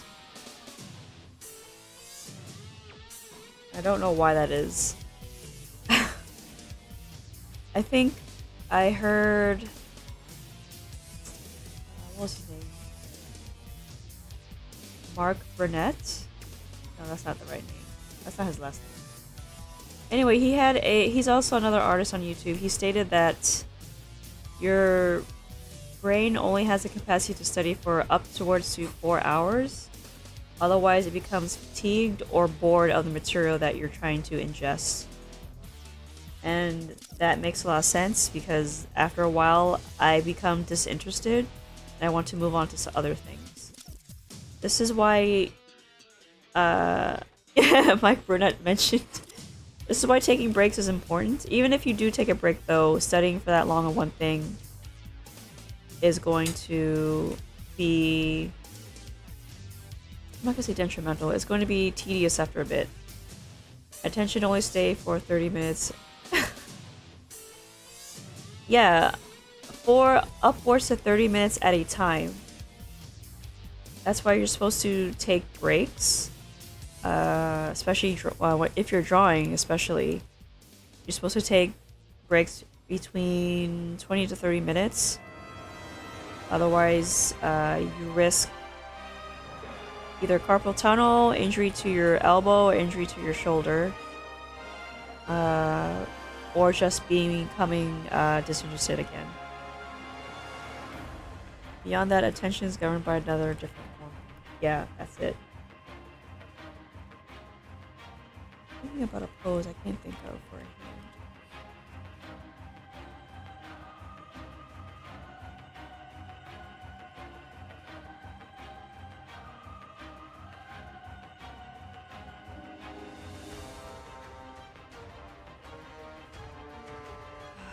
Give me a second. It is definitely a hormone thing where your brain just asks you to stop. But growing those synapses in your brain is very important in any regard. You should just there's just people out there who think after high school or after college they just stop learning stuff. And the thing is, you never stop learning stuff, and you never should stop learning anything.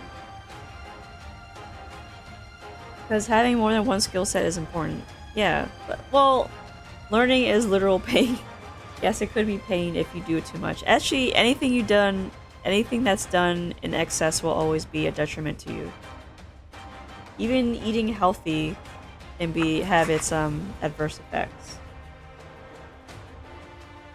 Like, you eat too much of one thing, it'll be bad for you. Eat too much of another thing will be too bad for you. Let me just draw a fist. Fists are easy to draw. I don't want to draw a fist again.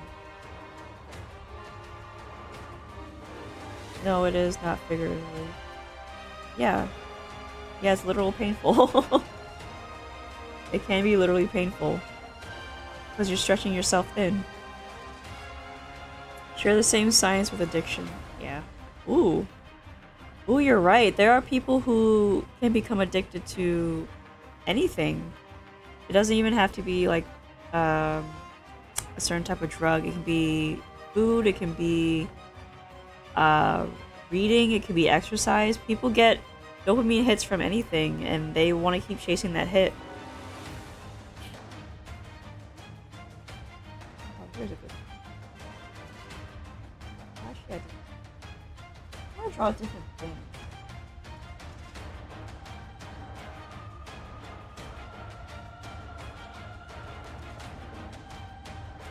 I draw a different side of it.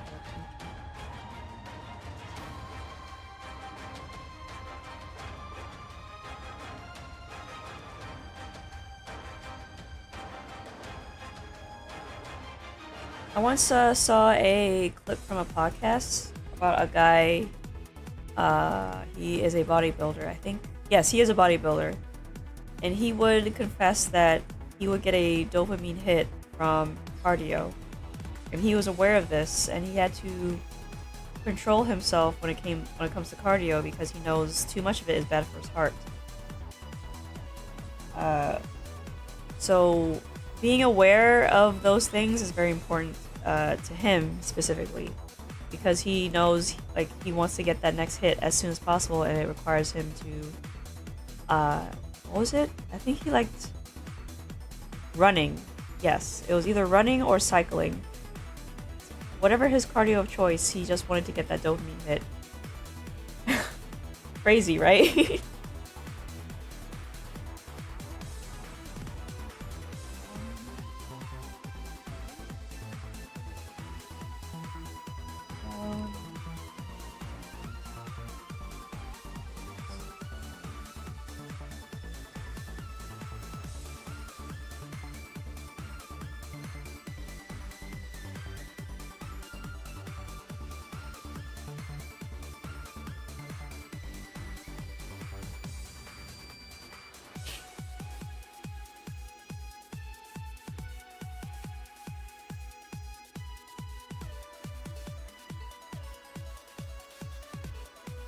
Alright, I'm still posing the hand here.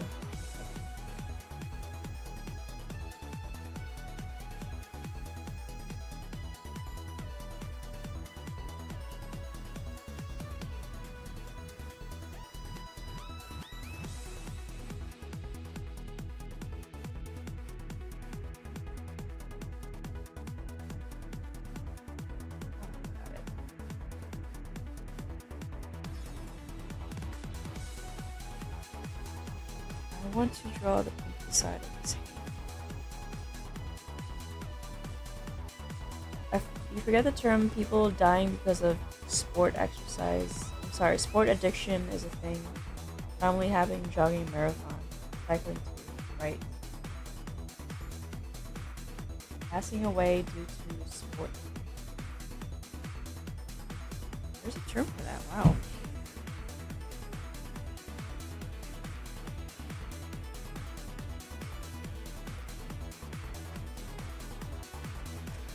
Like I said, people can get addicted to anything.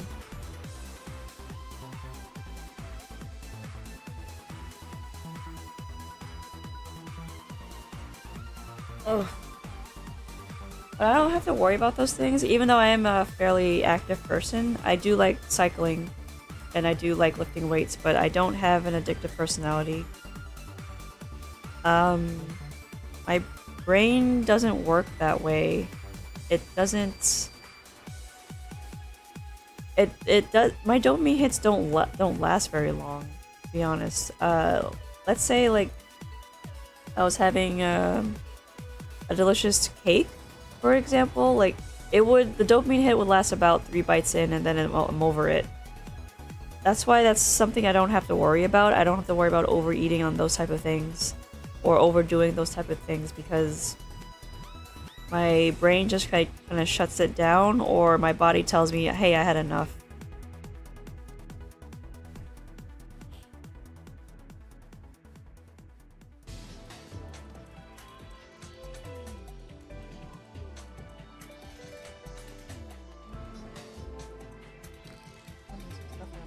My desk is a mess. Sorry about this.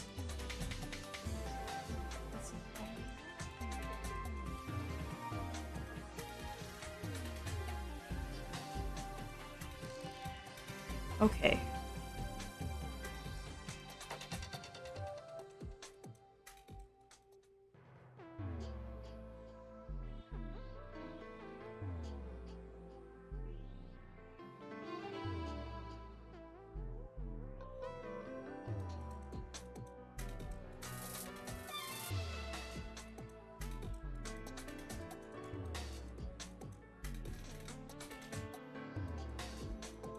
Excuse me.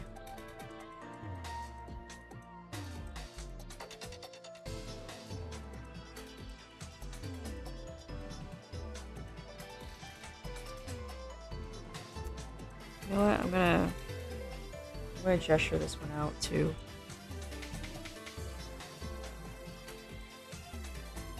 I got a little fumbled up on that first hand.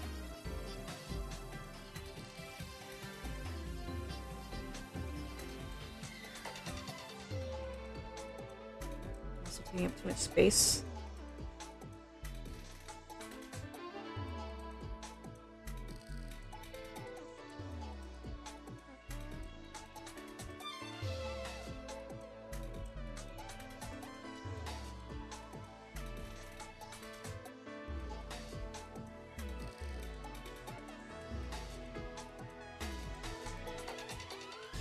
feel like I drew this pose before, but it didn't quite work out. So I'm hoping that I do this a lot better than I did last time.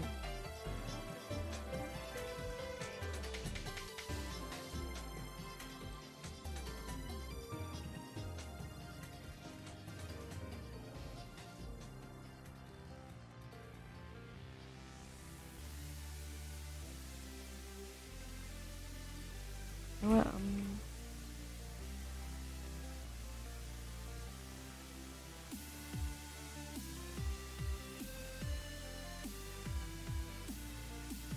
still not right. Maybe I should just leave the thumb out for a second.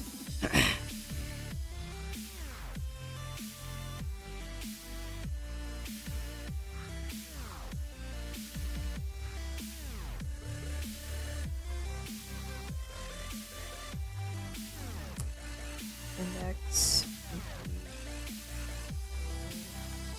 Oh.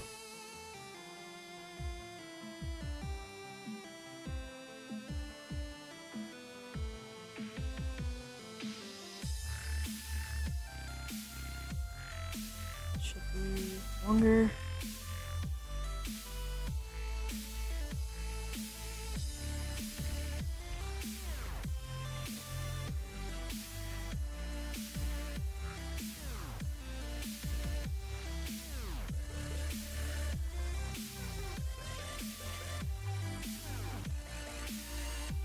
The thing with medical world of ethics is that we kind of maintain propaganda because things are complex, like addiction. Maintain propaganda because things are complex. Maintain propaganda. What? I'm just trying to gauge how that is.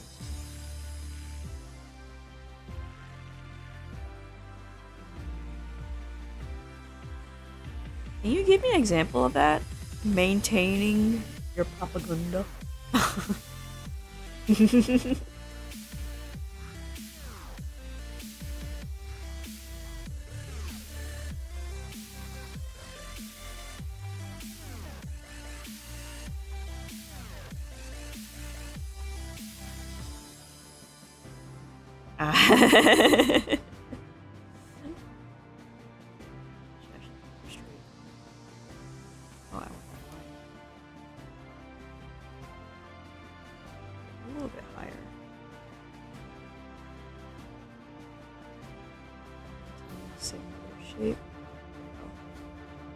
It's long.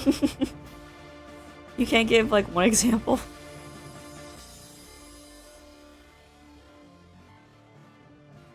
That's okay. If it's too complicated, it's too complicated.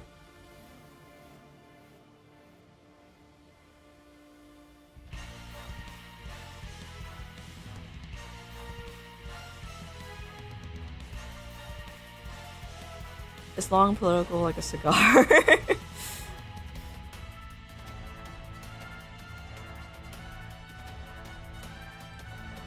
Yeah, I thought it would be. Also, no politics. So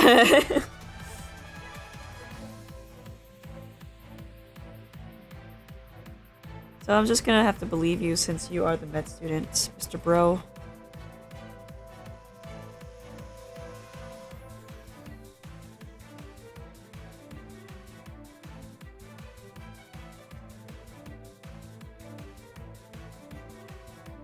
Medical world is ruled by committee and seniority. That's the example, brother. Okay. Welcome to the stream, LeMay.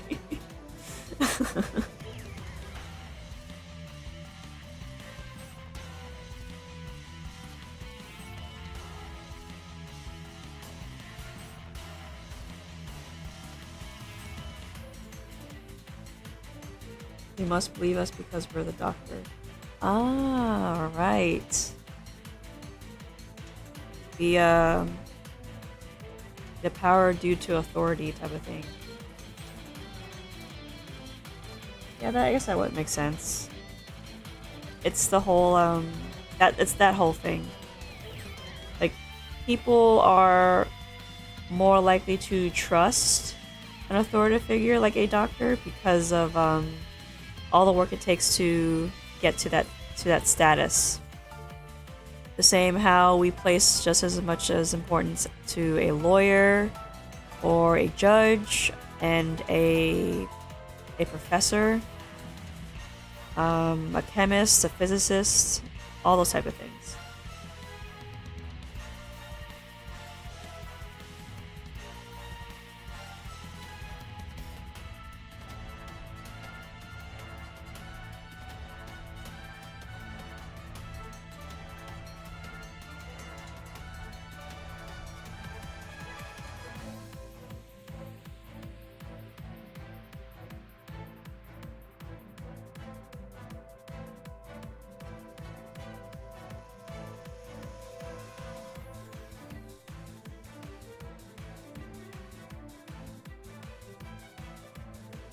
Shape here, right? Keep it long. Not long enough. Not long enough. Nice. One.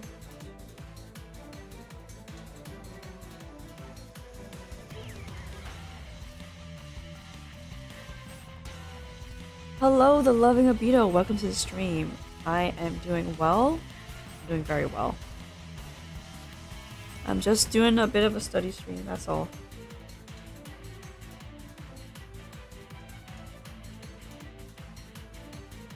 Something different for a change. Because I haven't done a study stream in 2-3 months? I don't quite remember. Actually, that's not good. Mr. Bro says that's your first skepticism, but on the field it's really important for people to follow you in science, but I still believe in personal beliefs. It's important to have personal beliefs while studying, while chasing the truth, essentially.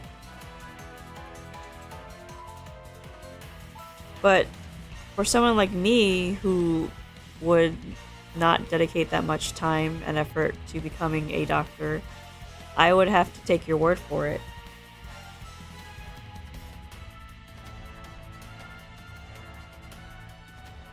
Also because doctors do have to uphold a code of ethics.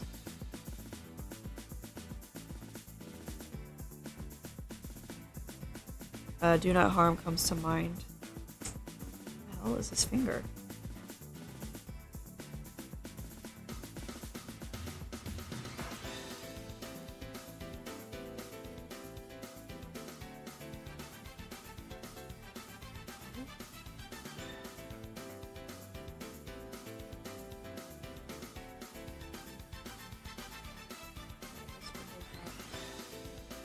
Thick enough.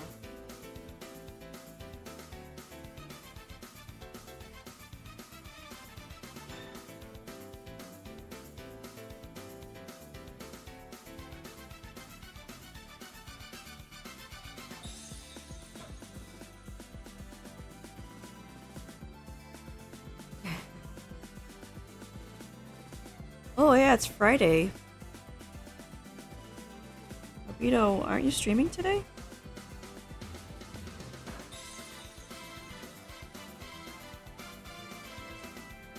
Why are my notifications not working?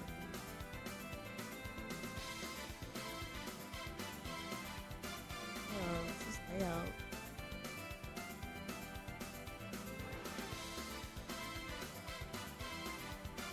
Ugh. Are you planning on streaming? Oh, okay. Oh, actually I plan on stopping in about 5 minutes-ish. Just don't know what to stream right now. I see. Well, I've been drawing hands, mostly. I think I want to continue this off-stream. And then go to my other studies. Because I've been neglecting my other studies a bit. I want to go back to my other courses. That comes in handy. Oh, with the puns. But yeah.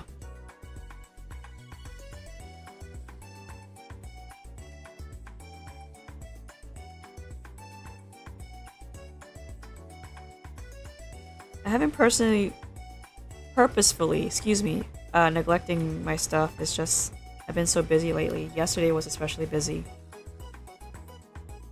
Oh, I spent like basically all day in the heat, but I don't have to worry about that until Tuesday.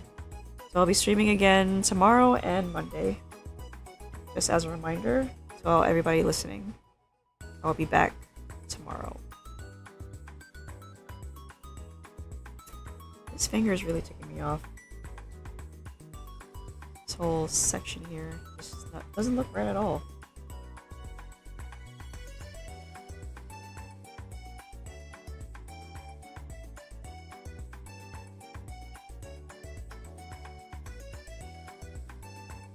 Hands and feet are annoying to draw. They're very annoying to draw. Could I post a schedule? The thing is, I would like to post a schedule, but even when I do get a schedule, it's still subject to change. So let's say I will be out for 2 days on a week. That week can suddenly change into, oh, suddenly I'm out 3 days out of the week. So I could post an updates on my YouTube and on the Discord, but that's all I can do. Like anything changes, anything can change as the week progresses. That's why I can't give a solid schedule. So once my other stuff dies down, I will definitely have a schedule.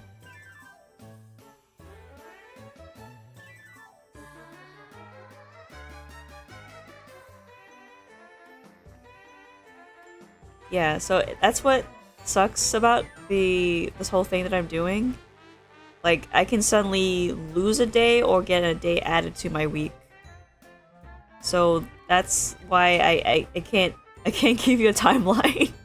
And this is on a weekly basis, so I can't even tell you ahead of time when I'll be streaming or not. And that kind of sucks for me and you guys. Off topic, but My Hero Academia officially ended not too long ago.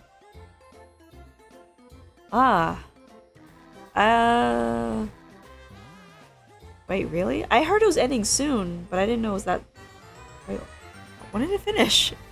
I mean, I asked that and I'm like thinking like I shouldn't really care because I don't really follow My Hero Academia.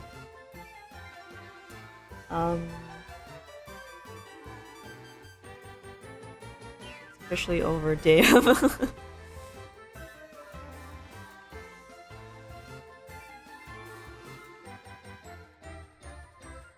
Yeah, I don't follow My Hero Academia. I kind of stopped following shonen after oh my gosh, what was the last shonen I saw? The last shonen I dropped was Naruto. I never got back into Dragon Ball Super, even though I should. I dropped Bleach a while ago. I just couldn't get back into shonen for some reason.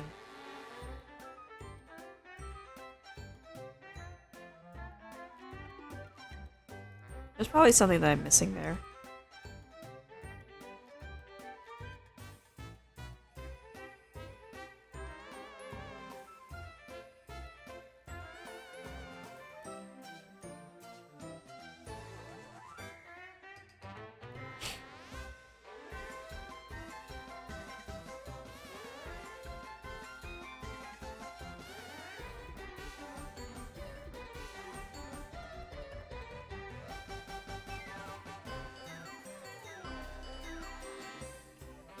You kind of grew tired of shonen because it all follows the same formula in a sense where the whole friendship is at it. I mean, that's true, but Dragon Ball Super isn't really about friendship, it's about power leveling. Which I kind of liked. I didn't think I would... I didn't think Vegeta would be my favorite character, but he did become my favorite character. I think the whole friendship thing burnt me out, especially with a game like Kingdom Hearts. That was like flannerization of the whole genre of the whole shonen thing. I mean, I know Dragon Ball has friendship too, but it's not as overt as My Hero Academia or Naruto or Kingdom Hearts. I keep bringing up Kingdom Hearts even though it's not a shonen, but I still think of it as a shonen because it has a shonen theme in it. Ugh.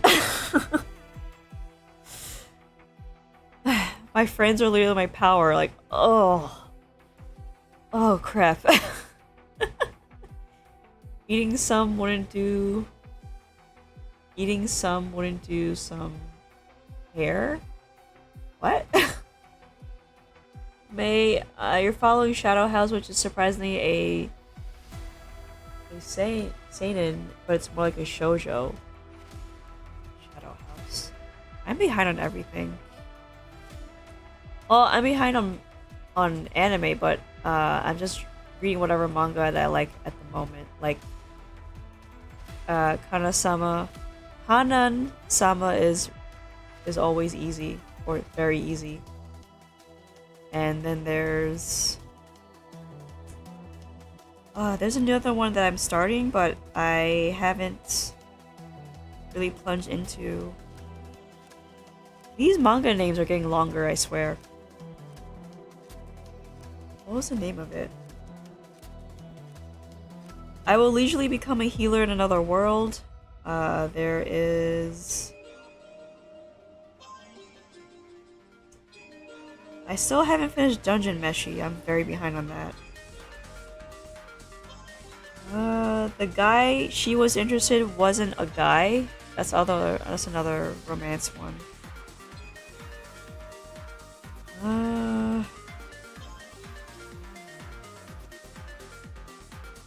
What is it?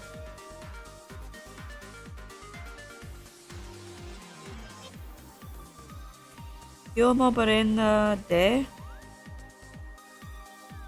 I believe that is a. That's a romance centered around a freelance designer who has a garden on his balcony. So it's stuff like that. You're reading Kaiju number 8. I think it's good. Kaiju number 8. The thing is, I don't really like monster stories. Oh yeah, I'm also behind another one. Check out this title. This is fun. This is a title of a manga called "I'm Sick and Tired of My Childhood Friends, Now Girlfriends, Constant Abuse, So I Broke Up with Her."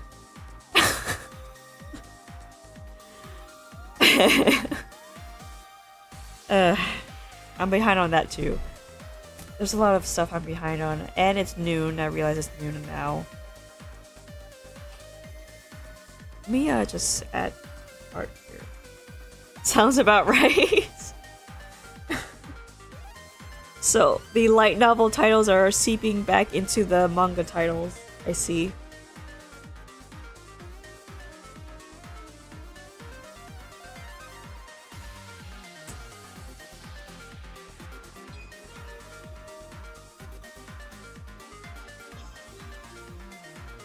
Goes this way. This goes this way.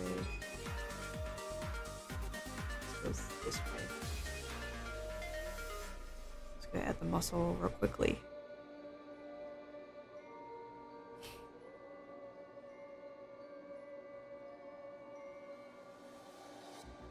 Yeah, that looks like a hand. I'm gonna continue this drawing stuff. Just drawing stream tomorrow. The more study stuff. Clash of the Clans is going full anime this month, and you might start buying their cosmetics. Clash of the Clans. Didn't they have a collab recently? Who do they collab with? I have to look up stuff. I am curious. I'm looking up stuff.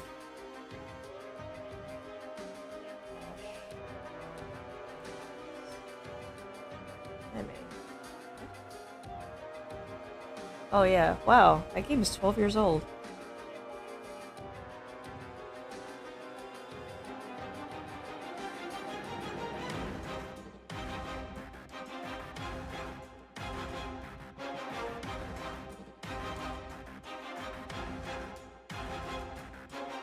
Oh, Yeah, Clash of Clans, sorry about that. Clash of Clans is 12 years old. Their art style is shifting towards anime hero skin. I thought they had a collab though.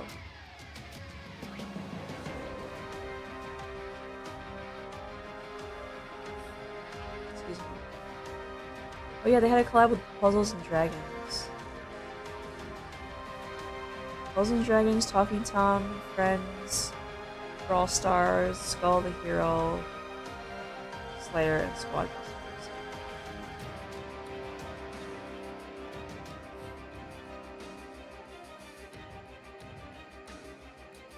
Okay, but the games that they collab with, it doesn't really stray too far from their art style, I think. But the anime skin certainly is a choice because the Clash of the Clans app has been around for 12 years, but now they're starting to use anime as a style choice for their paid skins. I find that a little bit odd.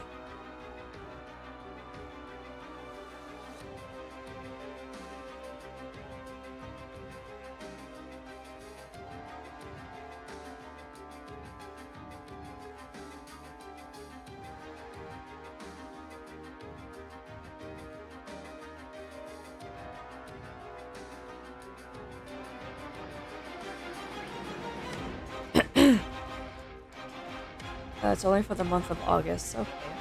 Yeah, that's fair. Well, I'm gonna like stop here. My elbow's starting to hurt, and I'm getting hungry. Yeah, I should give me a break now.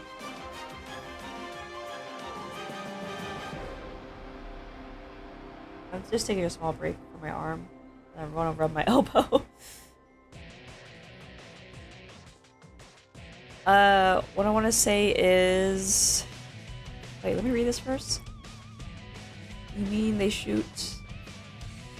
Did they shoot with a football player named Alan? Football player named Alan? I don't know. I'm not into sports, so I wouldn't know who that is. I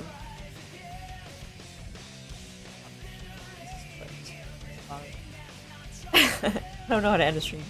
Thank you for watching. Thanks for listening. Thank you for participating in the chat. If you're on YouTube, please give this stream a like. Perhaps after the stream ends, you can give me a comment. If you don't know what to comment, you can just give me a... I'm pretty sure there's any like hand emoji you can think of. If you're watching this on Twitch, feel free to follow me. Maybe you can even subscribe. I don't know. Or like just keep watching me. I know my Twitch audience is very tiny. In comparison to YouTube, but either way, I'm still gonna keep streaming there until I can't for some reason. I will be back tomorrow at the same time, 10 a.m. Eastern, and Monday also at 10 a.m. Eastern.